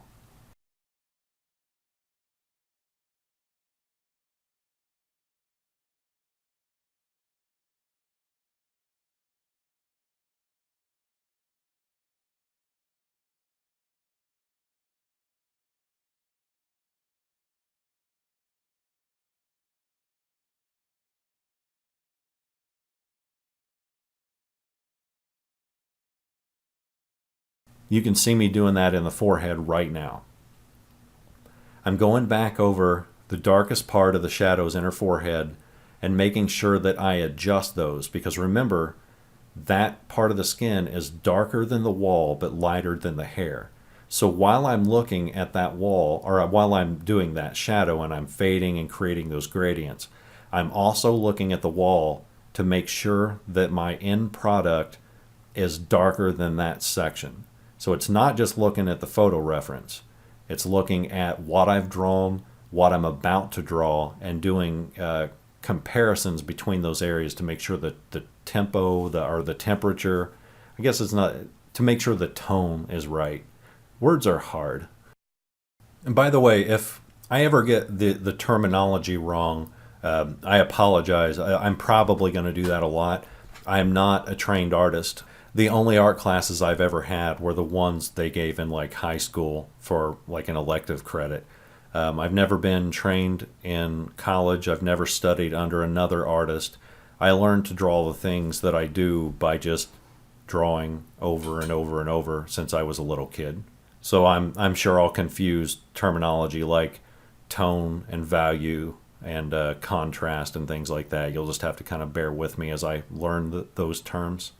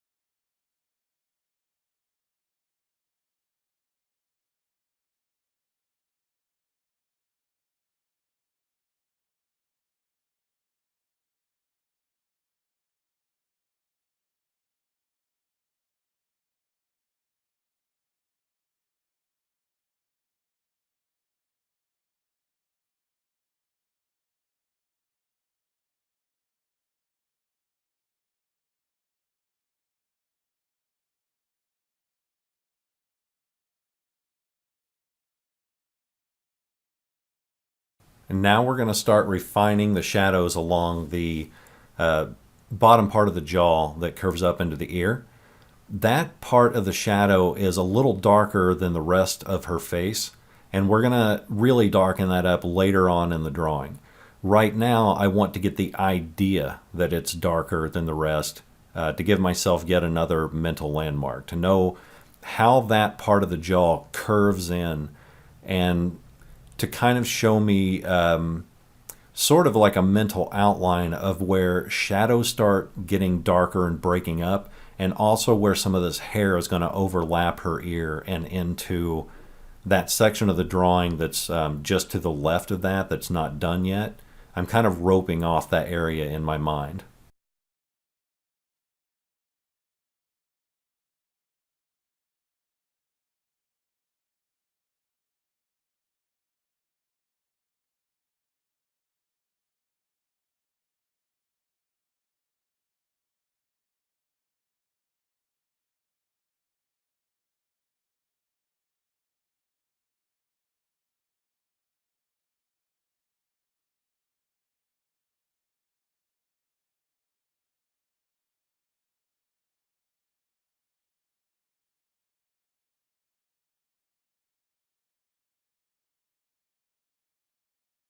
Now I can go back with a Tombow eraser, and some of this area here is going to be sharper than the background. Now some of it I don't need to erase, like the points on the left-hand side of her jaw.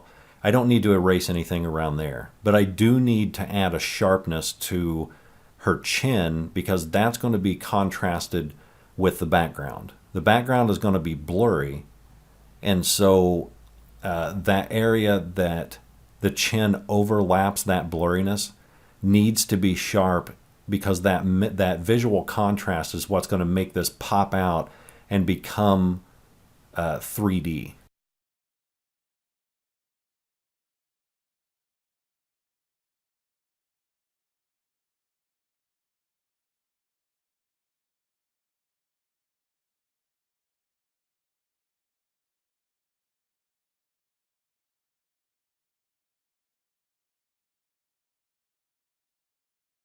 Now, after working with that little splotch of extra soft charcoal on the scrap piece of paper, after working with that for a while, that's going to deplete. So I'm reloading it, and then I'm taking my blending stump and I'm twisting it as I pull it through that little splotch. And that's so that I turn that almost into a pencil. I can get some really dark blacks there, but not so black that it becomes like an extra soft charcoal pencil. It doesn't become as dark as like hard charcoal. It's got enough of a point on it to where if I really load that up, I can create semi-defined areas like the ear. Now this is important. I got a friend of mine who's also a part of the guild. She's one of the founding members as well, and you can find her on the Discord as well. Super great lady. Goes by the name Jitters, and she was talking to me the other day about how she has trouble drawing ears, and I don't know how she draws the ears herself. I don't know her technique, but one of the pieces of advice that I give people who are just getting into human portraits is don't draw the ears. Again, they're just shadows, and the ears, unless there's really harsh lighting, just like when we talked about the nose, a lot of these quote-unquote lines that are going to be along the ears are going to be soft and fuzzy around the edges because they're shadows that fade into other parts of the skin. So if we can keep those shadows that define like the ridge of the ear and the inner parts where you start to get a lot of those folds and stuff, if we don't draw those in with a pencil and instead treat them like the shadows that they are with a blending stump, it will look much more natural and much more like flesh. If we use a pencil to do this same thing, we'll have the same shapes. We could have the same exact tone and contrast if we wanted to, but I personally think that using a pencil to do it makes it look sharper and more like somebody chiseled it out of stone rather than soft, soft flesh that flows.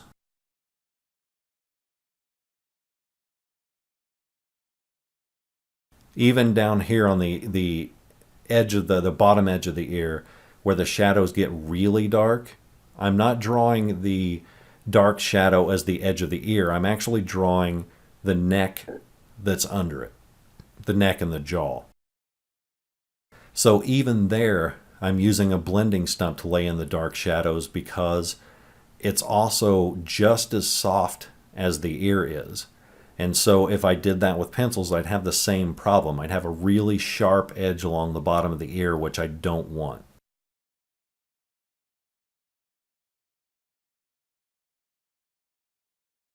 Now, don't get wrapped up here trying to make the ear look perfect right off the bat.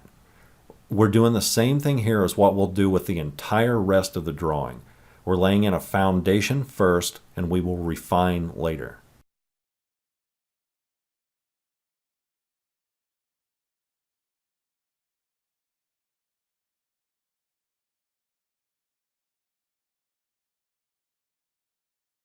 I pick out, mentally and visually, I pick out the darkest parts of the shadows in the ear, and I do those first.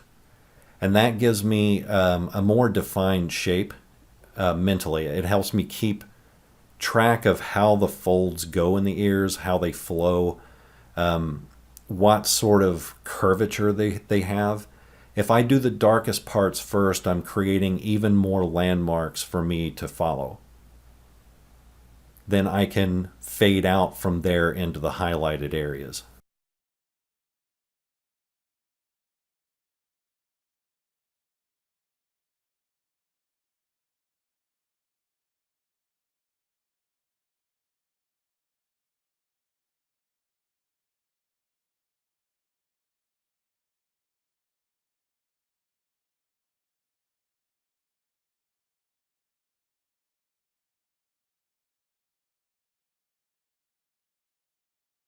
You can probably see here that I have some outlines done on the ear already, the same way I've outlined the rest of the drawing. Some of these outlines are there to tell me that here's where a very light reflection happens. Some of those are, and in fact most of them, are outlining where the darkest shadows are, so that I have a very general idea of where to place the shadows, and I give myself a border to stay in, just like a coloring book. I'm trying to stay inside the lines on the darkest parts of the shadows and the lightest parts of the highlights. That's the only things that I outline whenever I'm doing the initial rough sketch of the drawing. I'm telling myself where shadows and highlights are, and I'm not worried about where midtones are on an outline, because there is such a thing as outlining too much. If you get too much of an outline there, you're going to lose track of where you are in the drawing because there's too many lines to follow.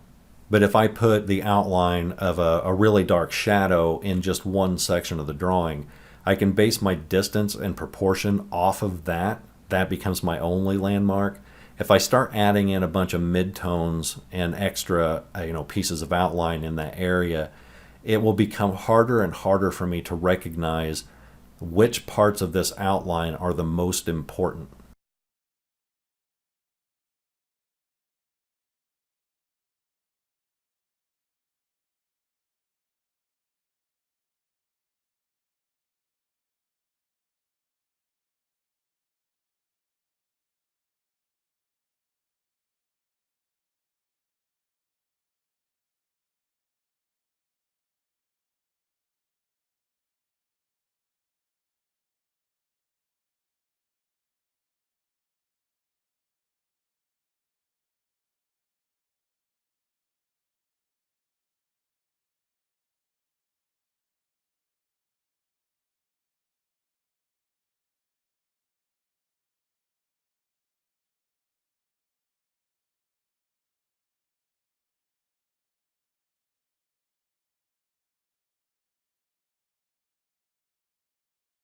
I'm not going to lie, ears can be a pain.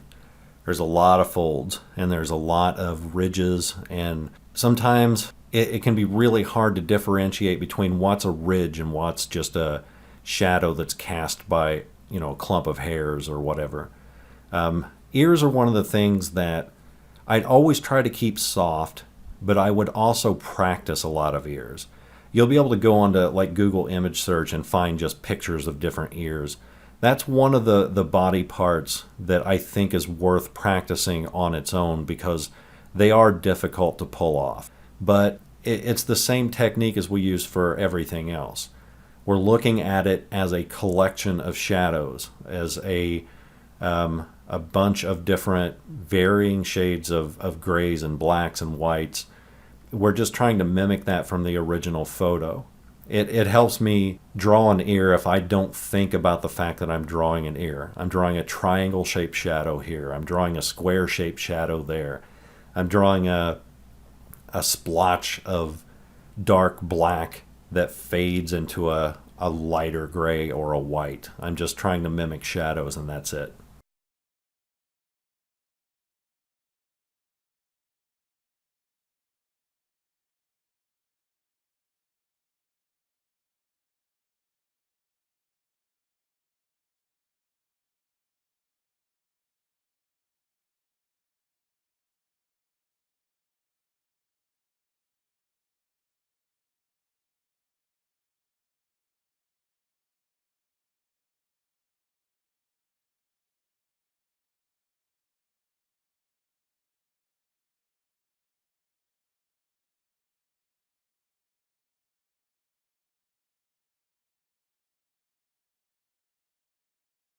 Now, once I get so many of these shadows done, I will look at the ear as an ear.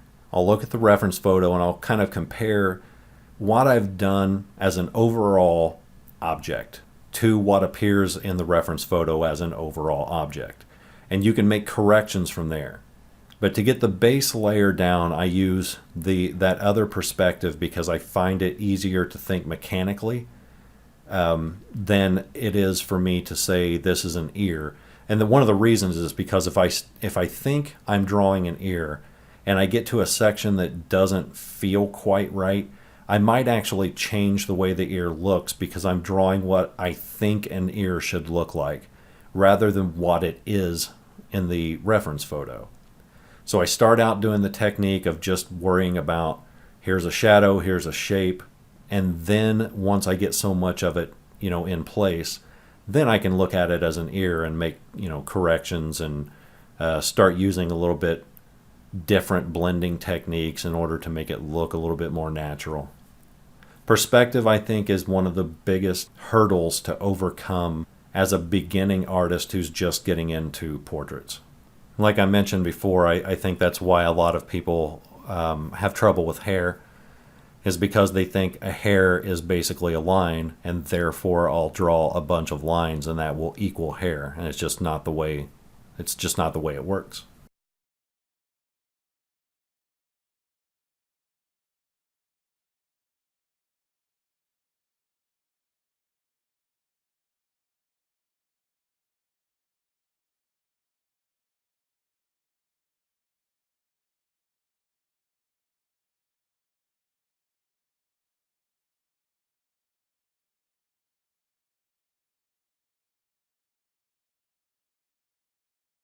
Now, I'm not erasing in highlights there. I'm actually erasing part of the outline. And the reason is for the same reason that I erased when I was up into the jawline. I'm in an area where if I were to keep going and doing my blending and all that, it would not cover up the outline that I had in place. So I have to remove it first, remember where it was, and then I can blend over the top of that. So I don't want to get this done and then have people see the outline marks from the beginning of the drawing. It just makes it look unprofessional, and I don't know, it's difficult for me to get past if I can see outlines in a drawing.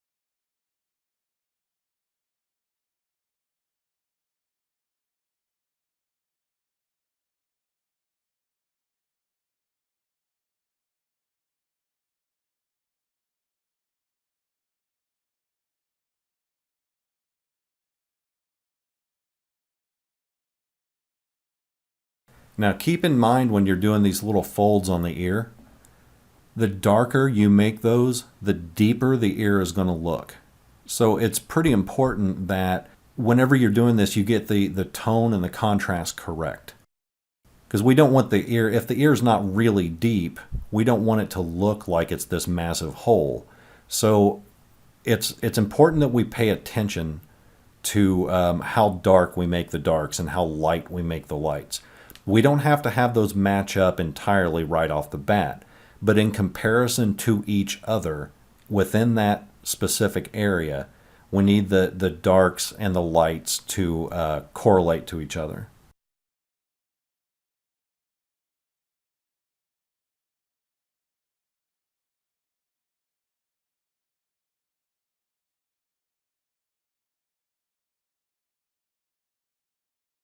So now I'm going to jump back up into the hair, and I'm going to start just making little light swipes with dark charcoal. I'm sorry, with hard charcoal. I don't want to use extra soft here because we're not dealing with really high contrast areas yet. I just want to create a few shadows up here to kind of start to define her hair a little bit, to show that there are clumps of hair that are setting off thin shadows.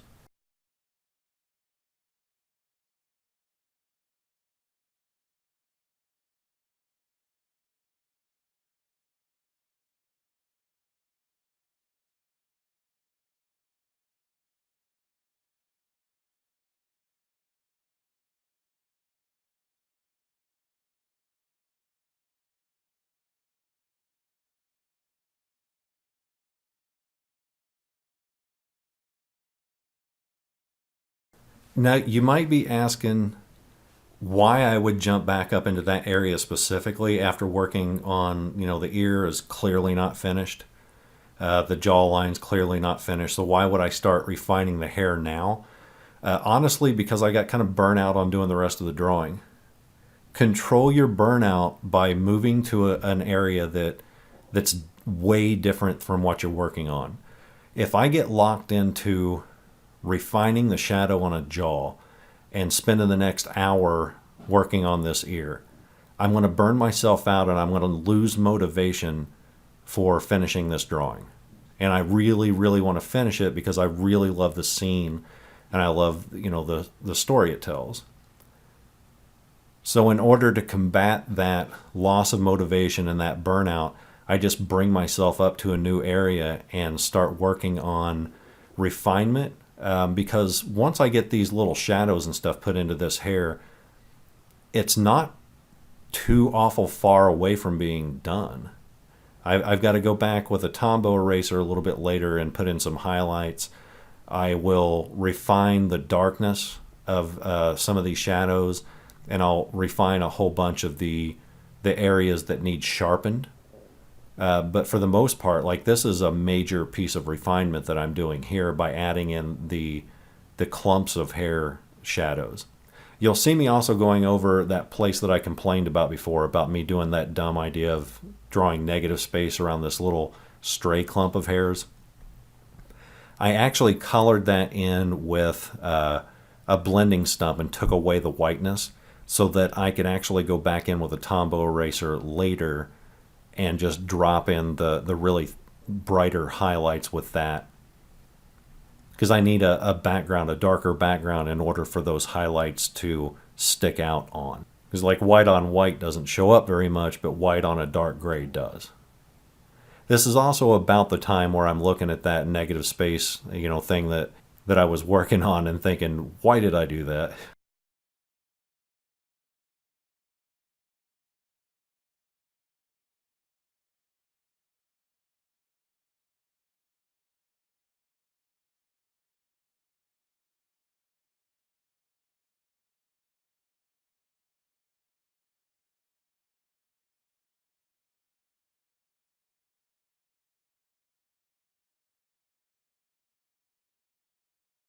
In this section of the drawing, my eyes do a lot of back and forth.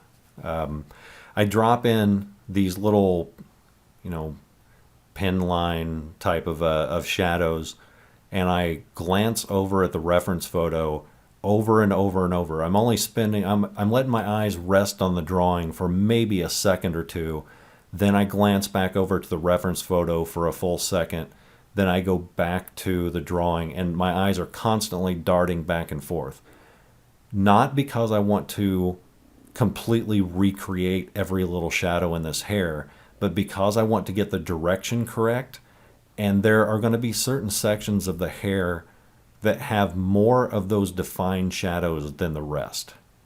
And so I want to make sure that I'm putting those shadows in the right places. Because if we start adding in like a bunch of little pinline shadows that are darker than the rest of the hair, if we lay those into an area that needs to be to have like a large section of highlights, we're going to ruin that section because it reflects more light than it does lay shadows, if that makes sense. I think one of those areas is actually on the far left side of her hair, right in the middle. There is a section that reflects more light than the rest of the hair, and that won't have as many of those pinline type shadows going through it.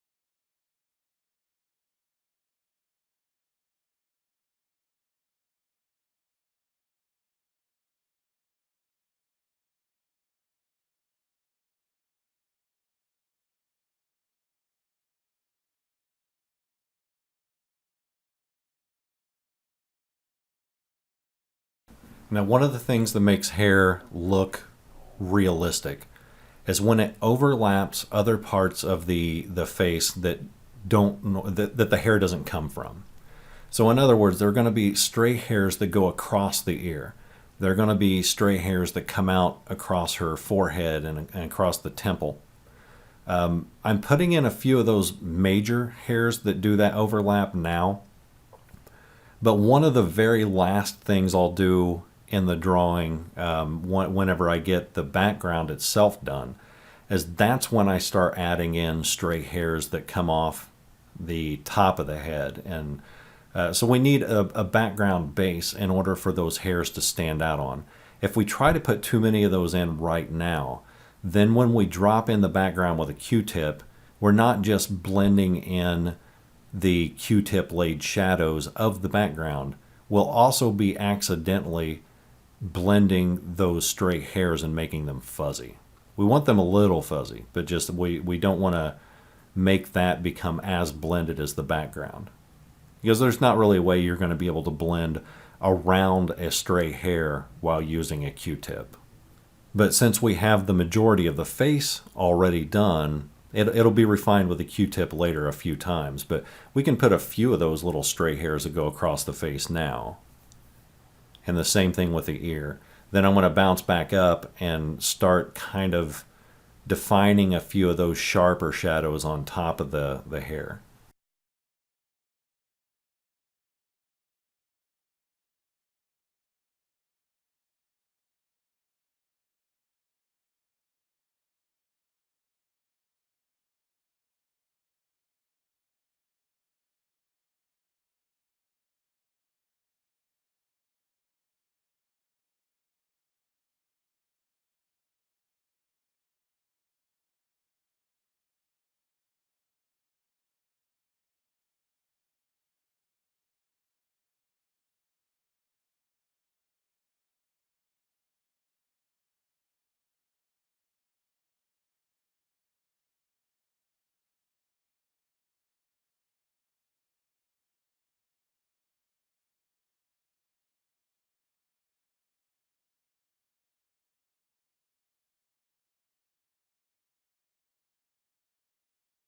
Now you can see where we had larger shadows to begin with that we laid in with that Q-tip. As we start using things like the pencils and the blending stumps to start to add edges to some of these highlights, you'll start to see where larger clumps and larger strands of hair come off of those shadows and interrupt it. That's what creates the bumpiness and the depth in the hair, is we're starting to define the edges of those shadows, and because we're defining the edges of those, we're also defining the edges of highlights, because you can't have one without the other. It's still very blurry at the moment, but you can see as I'm taking the pencils and blending stumps and starting to add these little lines and stuff in there, it's starting to become more and more defined and sharper without looking too drawn. It doesn't look like we just took a pencil and drew in individual hairs. We're defining those clumps to make them look like 10, 15, 20 hairs that are all flowing the same direction, but giving off like a single shadow.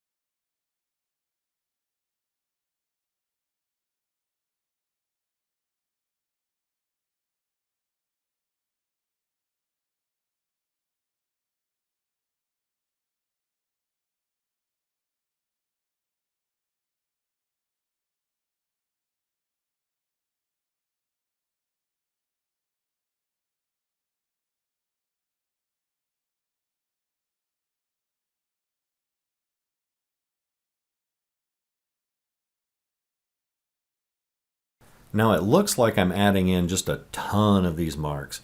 I'm not. I'm actually being a little sparing with them.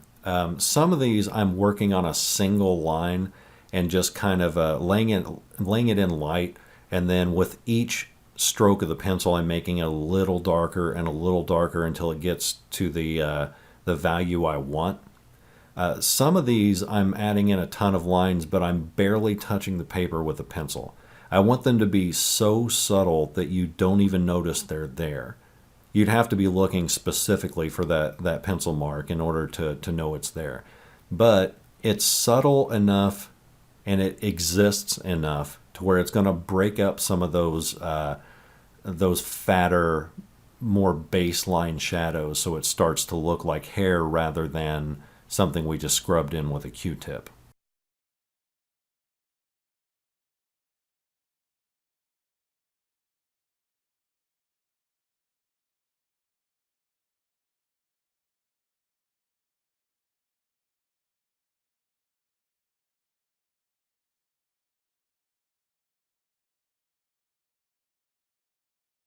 This is one of my favorite parts of the hair. When we go to that crow's foot shadow there, when we start defining and start adding in sharper shadows, that thing starts to define and become sharper as well.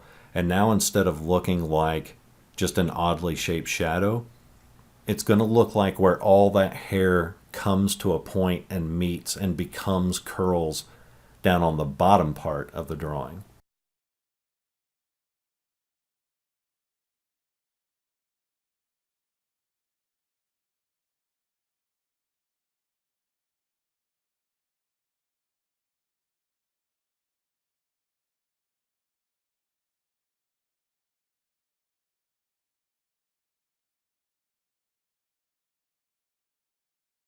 Don't get in a rush with this either. You want to take your time, because if you put too many pencil strokes here and you put too many in like one spot, it's gonna look like you've tried to outline each of these curls, which is not what we want to do. If it looks like we've outlined them, it's gonna make them look really cartoonish and comic booky, which is fine if that's what you're going for, but that's not what I'm going for here.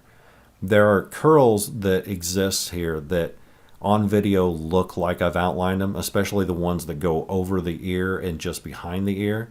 I'm going to fix those a little bit later. I wanted those kind of outlined and blocked off so that I know where those strips of hair and that curl exist.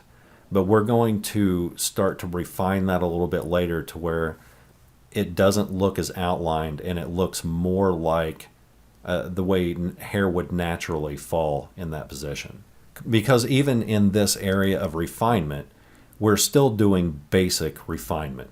I know, again, that's a contradiction in terms, but that's what we're doing. We're doing the first level of refinement. So now you can start to see this strip of hair that I'm working on now comes up and blends into the rest of her hair. So you can tell that like the top of the hair is combed down and brushed down in one area. Then it starts to come together at a point as it gets to the bottom part of her head around that ear. It starts to come together at a point because it's been curled. And that little curl will go above other curls. It will go behind other curls. But right now, this basic level of refinement that we're giving it is starting to make that pop out. And the more we do this, the more we can actually center in on that one curl, that one strip of hair, and start making it look like its own thing. Right here in this highlighted section too, I'm barely touching that pencil to the paper. I just want a few strands, a few shadows to go across that to give the texture of hair. But across that specific area, I'm not going to put a ton of those.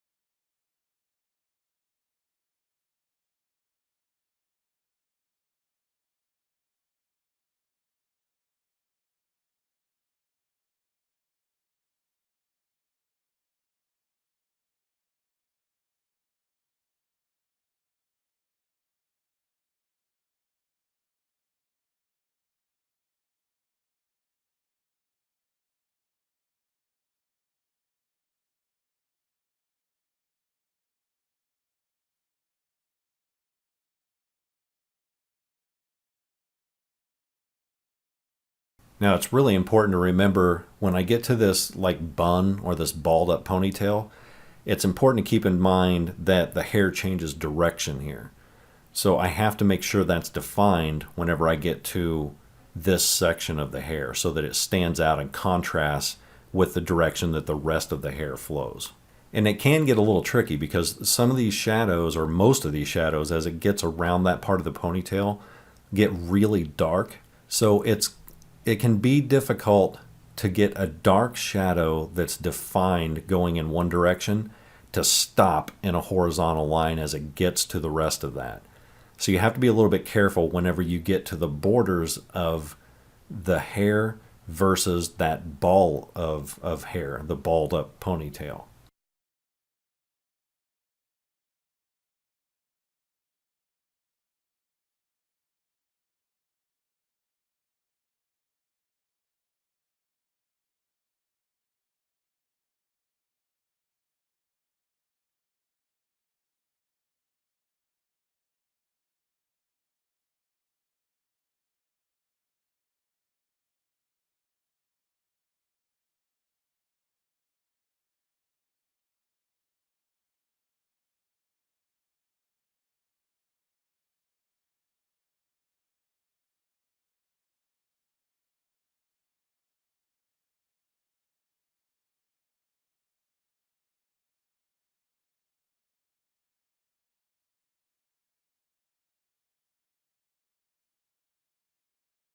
Now we're going to go back in, and it seems counterproductive, but I assure you it's not. We're going to load up the Q-tip with a bunch of extra soft charcoal and get that really black.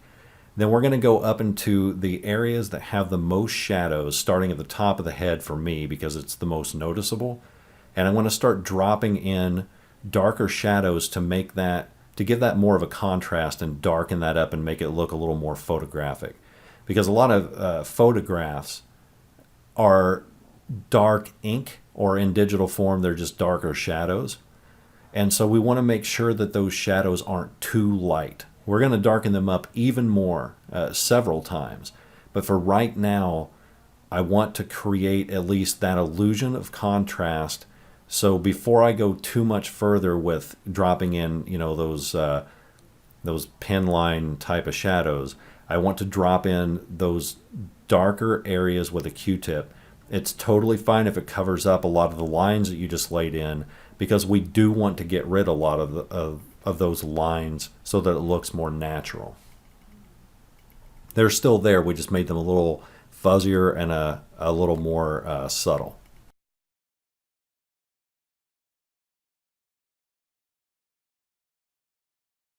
And now that we have a little bit more of those shadows laid in, if we want, we can go back in and start laying in sharper lines here and there. We don't want to go crazy with those.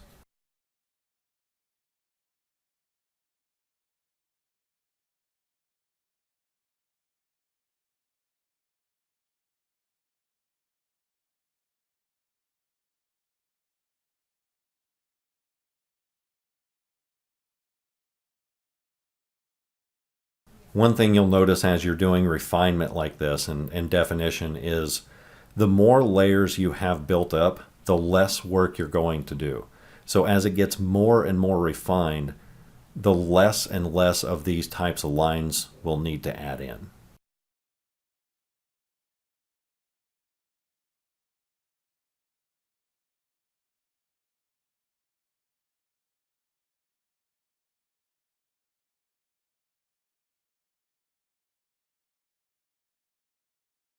I'm starting to look at this more as an overall piece, as an overall hairdo, rather than shadows at this point. So at first, I look at the basic blobs of shadows. Then I start refining that into sharper points of shadows. Then I start looking at it as I need to define out certain areas that are shadowier and certain areas that are more filled with highlights.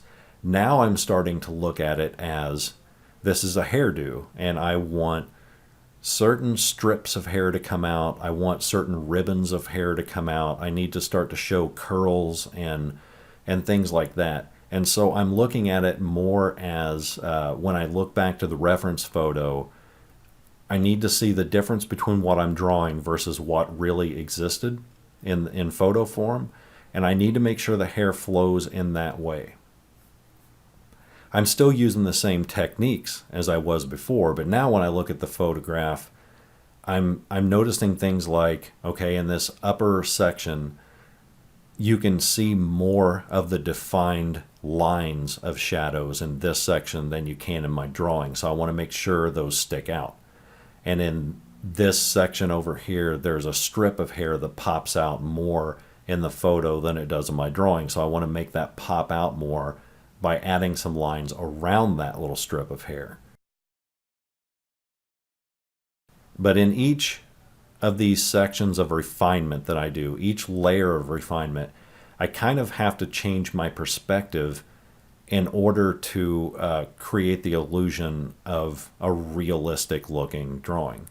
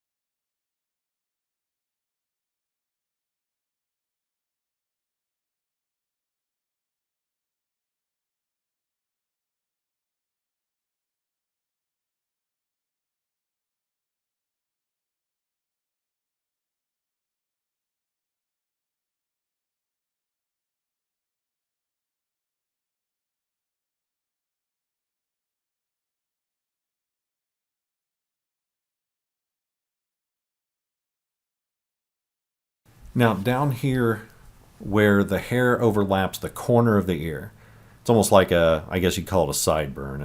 It's not a sideburn, but it's kind of the equivalent. I'm putting, I mentioned earlier that it's hard to tell what's a shadow and what's hair in that area. So in order to create that illusion and to separate that from a normal shadow, I'm using the blending stump to drop in hairs with that. That way the hairs are fuzzier, they're lighter, they're fluffier, and there will be definition, but not so much definition that it looks too drawn. It more matches the original photograph in that way. If I did it with a pencil, it would look too sharp and it would look like I just tried to draw those individual hairs, and that's not what we're going for there.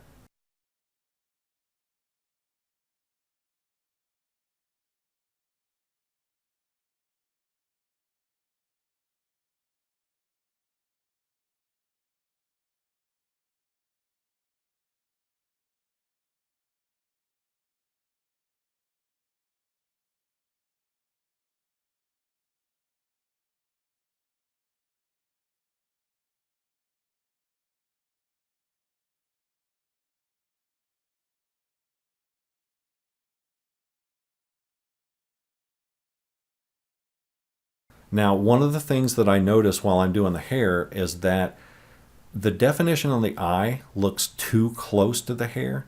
And it's the same thing with the eyebrow. There's a few dark spots there that need to separate it so that there's a difference in contrast. So what I'm doing is I'm taking a pencil. You can either use hard charcoal or soft charcoal here. I think I'm using hard. And I'm just darkening up the eyelashes a bit so that it stands out from the hair. Because on most people, the eyelashes are way darker than the hair is. Most people, the eyelashes are close to black. As I define these a little bit, I'm not only adding more detail to the eyes, but I'm separating it from the tone of the hair and making it kind of stand out as its own thing. If I don't create two defined tones and two contrasts between the eye and the hair, the drawing will look too flat and it'll look too samey.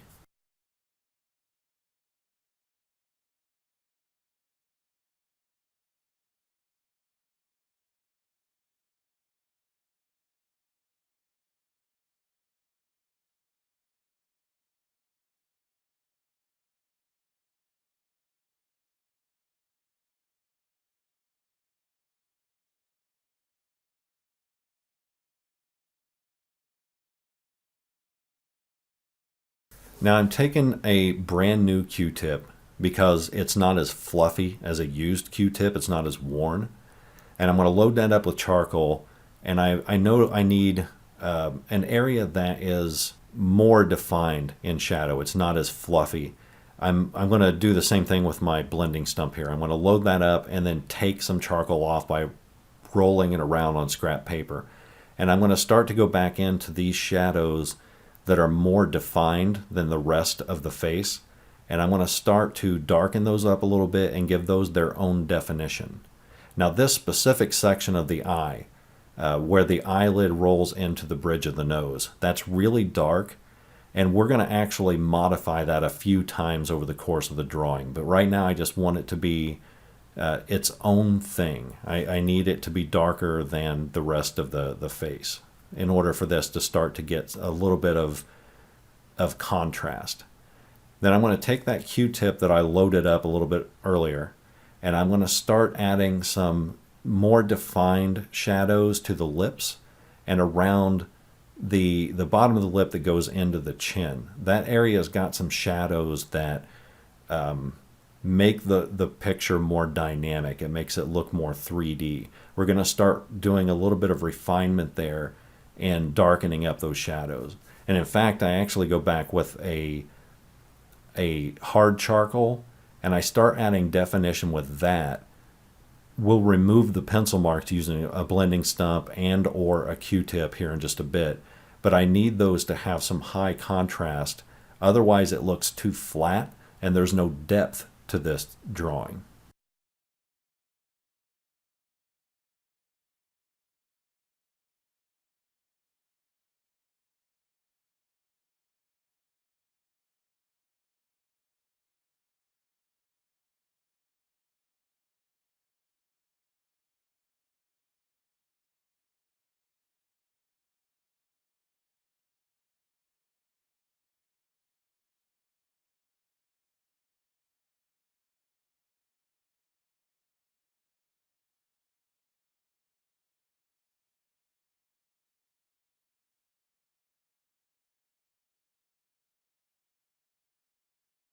And now to create the illusion of more depth, because the face, remember whenever I said I'm laying in the shadows on the face, then I will go back and darken them later.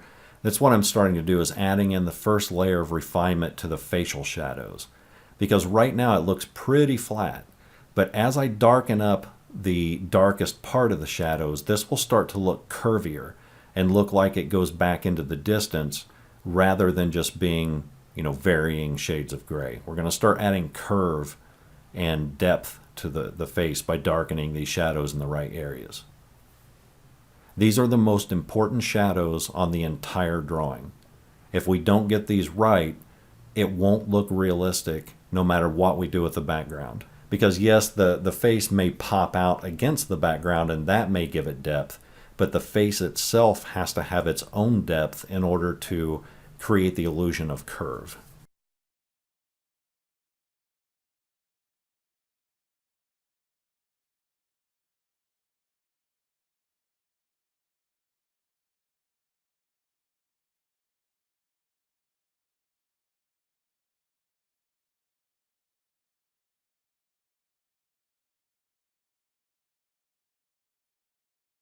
Now I've really loaded up the Q-tip with some charcoal here, with some extra soft charcoal, but I'm barely touching that to the paper. Because like I explained before, the one thing we don't want to do is get that too dark too fast. I know this needs to be way darker than what it is right now, so that's why I loaded it up. But I don't want it to become so dark that we have to then start modifying it with an eraser. So we're going to barely touch it to the paper, add some darkness where I think it needs to be darkened up, and then we're going to slowly refine that and blend it out as we build up layers of charcoal. As the charcoal releases from the Q-tip, as we're adding in more and more of these shadows, then I can slowly start to increase pressure because there's not as much charcoal on the Q-tip, which means that I have to scrub just a tiny bit with a tiny bit more pressure in order to get the cleaner Q-tip to produce charcoal on the page. So that's actually one of the skill sets that's a little bit difficult to master. It's worth it to grab a scrap piece of paper and practice just making gradients with a Q-tip because you're constantly adjusting the pressure that you use on the page, because as you scrub with the Q-tip it becomes cleaner and therefore you have to adjust pressure. You're constantly adjusting pressure with this on the actual drawing itself. That can take a little bit of experience to master.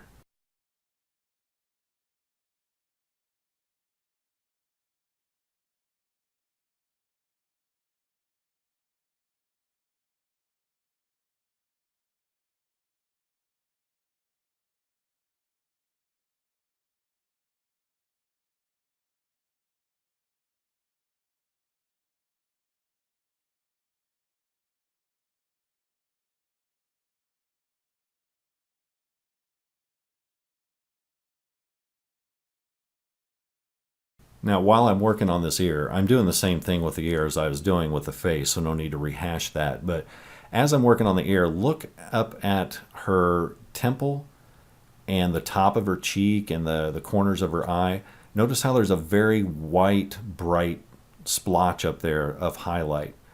That's starting to look way more realistic now. It'll look even more realistic whenever I start adding a little bit of gray to that and toning that down a bit. But when we first glance at that, there's no question that here's shadow and here's highlight. And that's going back to what I keep repeating whenever I talk about creating visual and mental landmarks to yourself. We want to know exactly where those shadows are. We want to know exactly where those highlights are, so that when we get into refinement later, there's no question about the shape of the shadows themselves.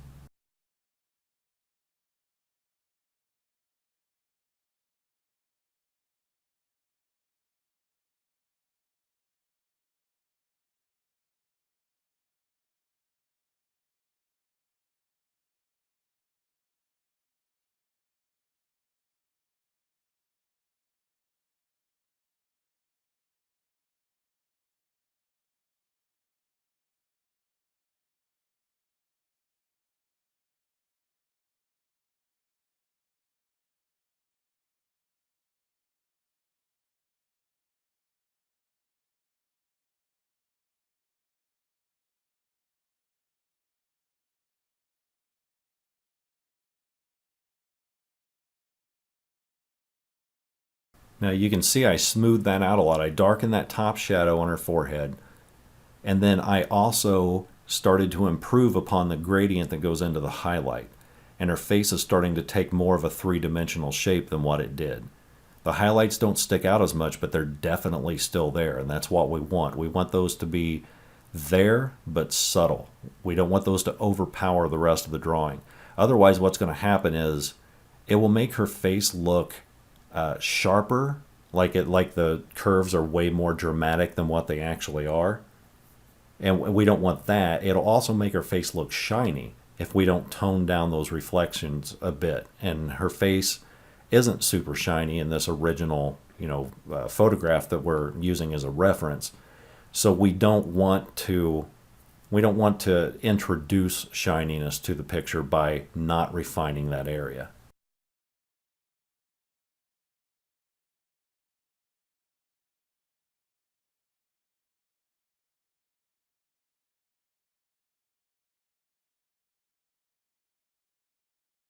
Now you can use that as a tip though for another type of drawing. If we wanted to make it look like that room was really hot and she was sweating, we could actually leave those highlights a way brighter white, and it will give the illusion that her face is moist and shiny. But that's not what we're going for here. But keep that in mind. If you're ever doing a human portrait and you're wanting to make it look like they're very hot, that's one way you can do it, is to make their face shinier. It's also a way to make it look like they're outside in brighter sunlight too, is to introduce brighter white areas to show more reflections.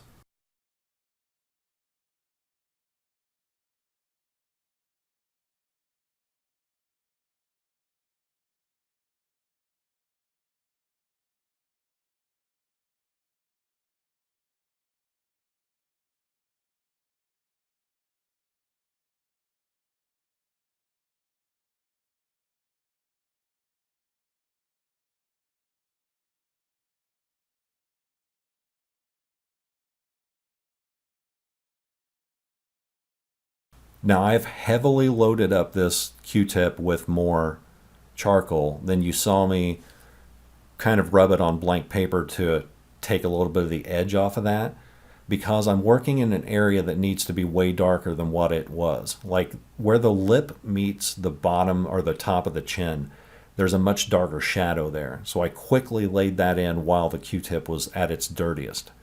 Then I'm going back into the bottom part of the jaw and darkening up that shadow. That shadow fades into and curves into the rest of her face, but there's a section down there along the bottom that's quite a bit darker than the rest. If we can get the tone of that and the contrast of that just right, it will make it define the shape of her face much more, because the shadows, as it's got that dark strip on the bottom, will make it, it will change the way the curve looks to the viewer's eye.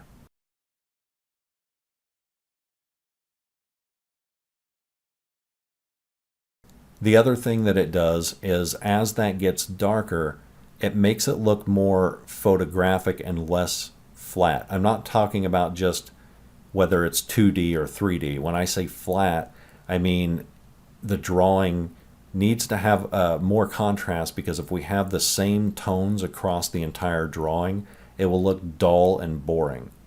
Those darker spots, even if we have to create those darker spots in places where they aren't normally in the reference photo, those create points of interest, and it creates a level of depth in both dimension and tone that makes the drawing pop.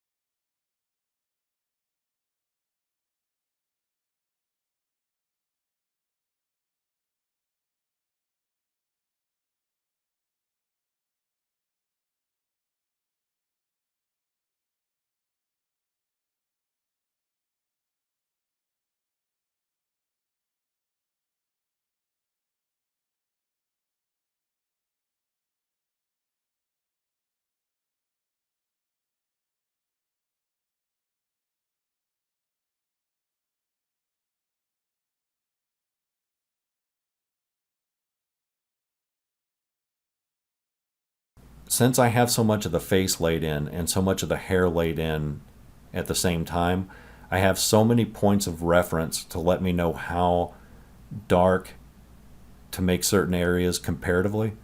Now my eyes are jumping all over the page and noticing what needs to be darkened, what needs to be lightened, and I'm doing a lot of bouncing around visually so that I can compare and then change the darkness of other areas of the drawing. For instance, right now you see me darkening up the eyelashes even more because they need to contrast with the rest of the tone of her face and the tone of her hair. I'll do the same thing with every part of this drawing. I'm doing that with extra soft charcoal right now, I believe. But I'm being very sparing in these lines because I don't want to overpower this with too much black. If I get a ton of really dark black on this part of the drawing, I will have to correct a ton of other areas in order to match that. So I'm just accentuating the darkest parts of the darkest shadows and the darkest parts of things like her eyelashes, her pupil and iris itself, some of these really dark areas of the hair that create more defined shadows. Then whenever I'm done with that, I'm going to go back with either a blending stump or a Q-tip and take some of those pencil marks out, or at least not take them out, but smooth them out.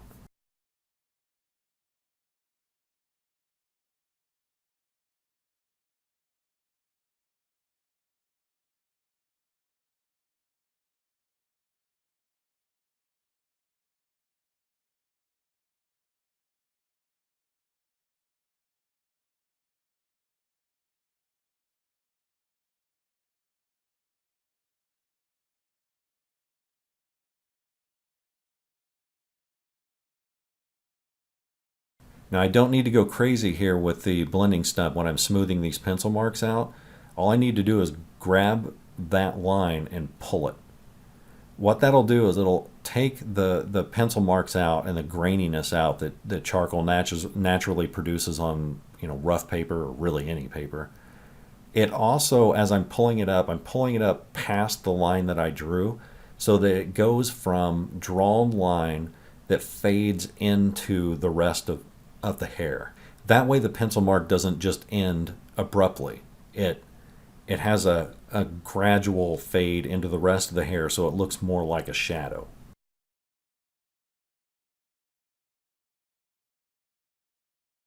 Now this part I'm doing with hard charcoal, and I'm just kind of defining some of those, the darkest shadows in the ear.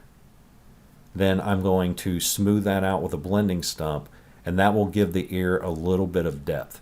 Now the further down I pull that dark shadow, the deeper the ear is going to look. So I need to be really accurate with where those shadows lie, where they begin, where they end. Otherwise I can change the depth and the dimension of the ear, and we don't want to do that.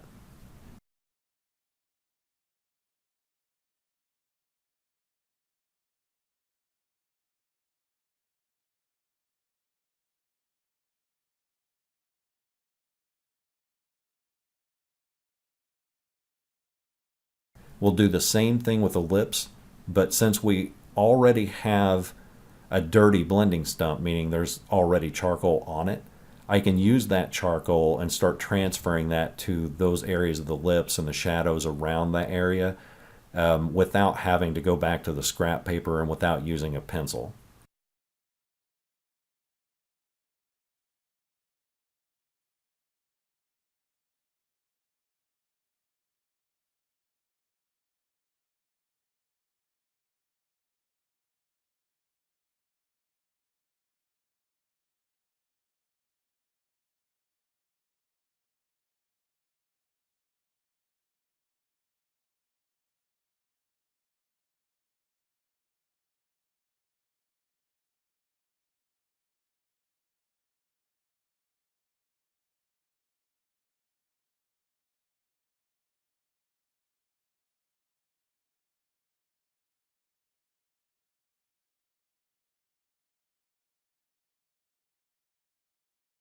So now's the point when I want to go back in with a Tombow eraser and start defining the edges of the skin.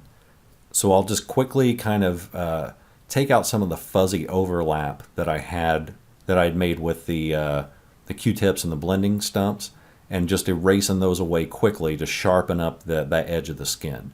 Then I'm going to go back in with a Q-tip into the hair and soften that all up a little bit. I'm doing two things really. I'm darkening some of the shadows and darkening the overall look of the hair, and I'm softening up a lot of those pencil marks that we put in earlier with those single strokes. And again, I know that seems counterproductive, but we don't want a lot of hard edge lines in this hair. The more hard edge lines we have, the more unnatural it's going to look.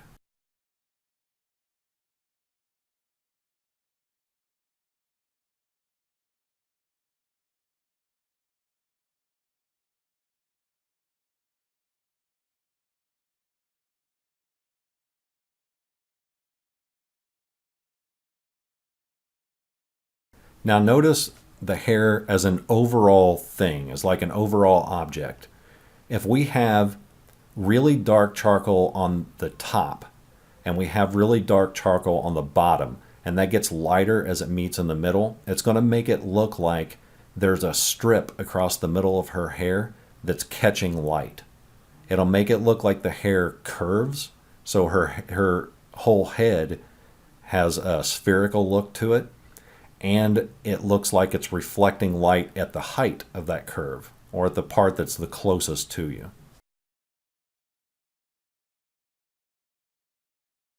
Drawing blonde or sandy blonde hair is one of the hardest things to do in my eyes and in my experience. Darker hair is a little easier because there's way more shadow in there and you don't have to put quite as much detail. But with blonde hair, there's so many subtleties between dark and light, and it's very easy to make that hair look brown. Because, and remember, you're working in black and white, so people are inferring color onto it if they're imagining color at all. So in order to make her hair look light brown to blonde, you have to be dead on with your shadows, your shadow placement, and you have to be dead on with your highlights. If we get those highlights too light, her hair will look white. So we have to make sure that they're just a lighter tone of gray than the rest of the hair. If we get them too dark, they'll make her overall hair look on the darker end of the spectrum. It'll make it look closer to brown than blonde. And so we can adjust that any way we want. If we wanted to change the perception of her hair color, we can darken or lighten this as we see fit and change the whole aesthetic of the hair.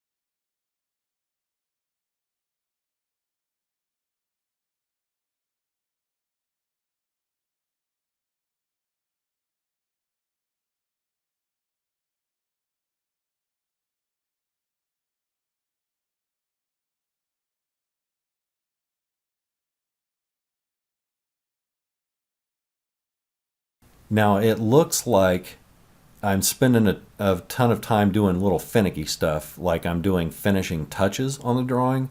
This isn't even close to being done. The reason I'm being finicky here is because the shadows need to be on point. We can worry about darkening those later and getting them, truer to form.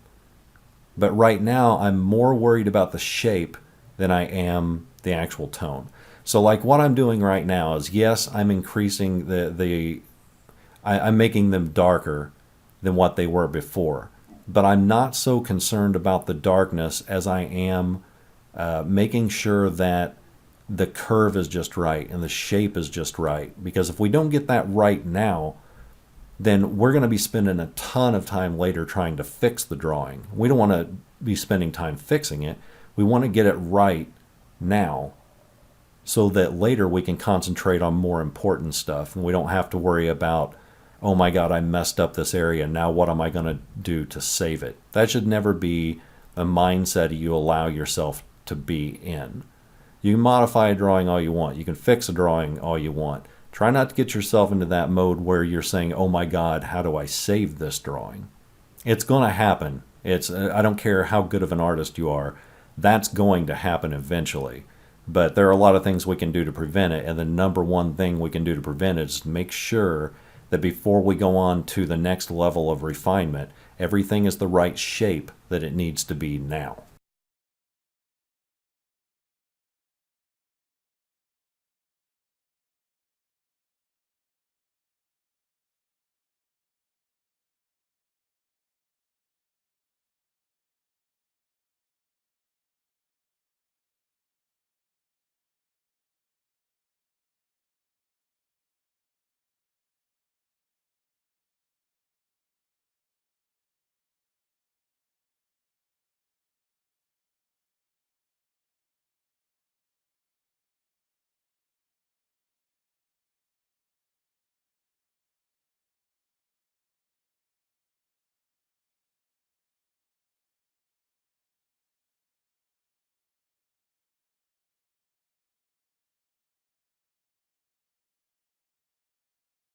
Now, even though I'm starting on the neck area here, I'm not really concerned about the depth of the shadow just yet.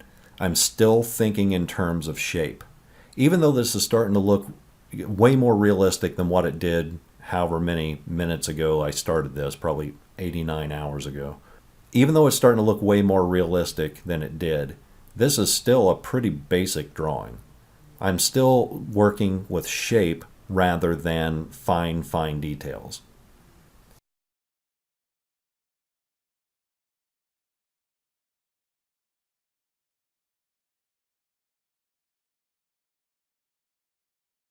So right now, all I'm thinking is this area underneath the ear has a darker shadow that goes into this big swooping curly patch of hair.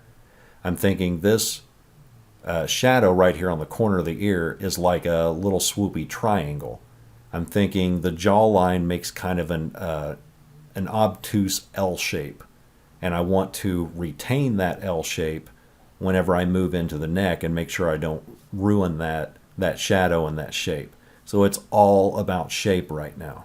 When we get into finer details, that's when we're talking about refinement. But we're just laying the base, making sure the shape is correct, then we can refine it later.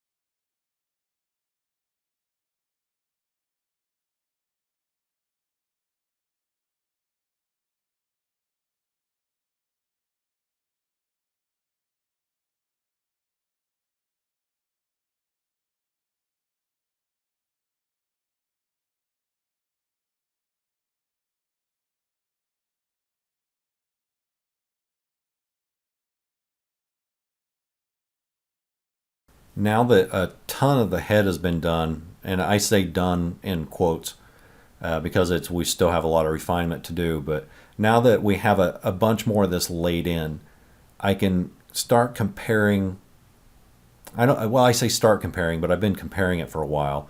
I can do further comparison on the shadows around the eyes and start to define those and make those look much closer to the original photograph than what they were. So, and that often, especially with me, that often involves darkening the area.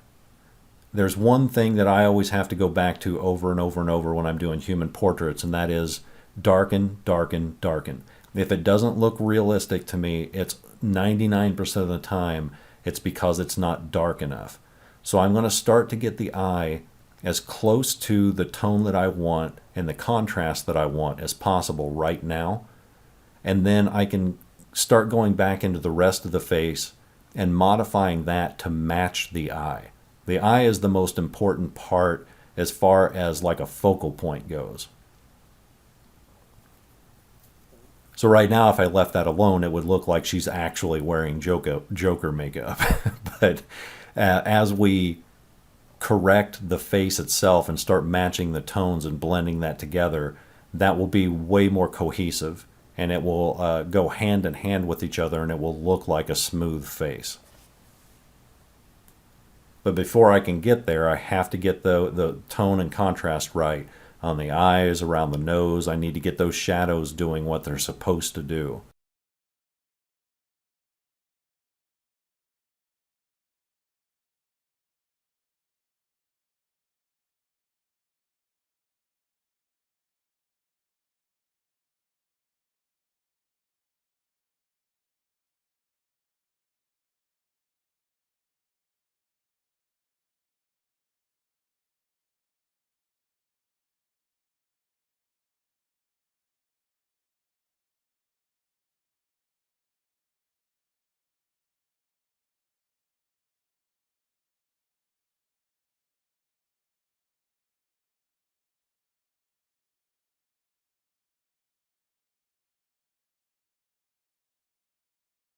Now, as I'm blending this stuff and adding a little bit more charcoal, another layer of darkness on top of these shadows that we already have, I'm using most of the side of this blending stump. Because normally I would do this with a Q-tip, but with the blending stump, I got a little bit more control over the fine details, and I can kind of get it darker in sharper areas if I want. And so what I'm doing is, in order to prevent it from getting too sharp and having, you know, too dense of a pencil stroke, of a scrub mark, I'm using the side so I can get fatter areas done. So it looks more like blending rather than drawing.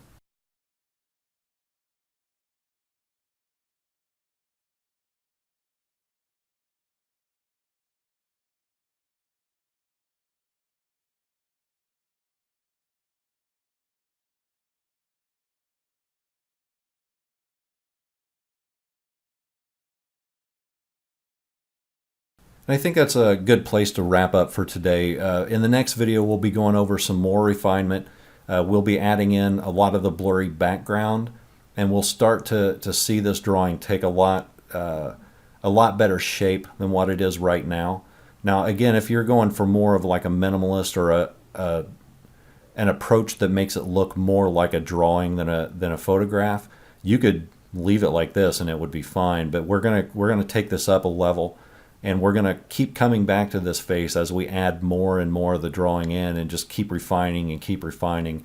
And that's the thing that takes the most patience with all of this. But in the next video, we'll be adding some more to this drawing, which will in turn make the face that we just drew pop out even more.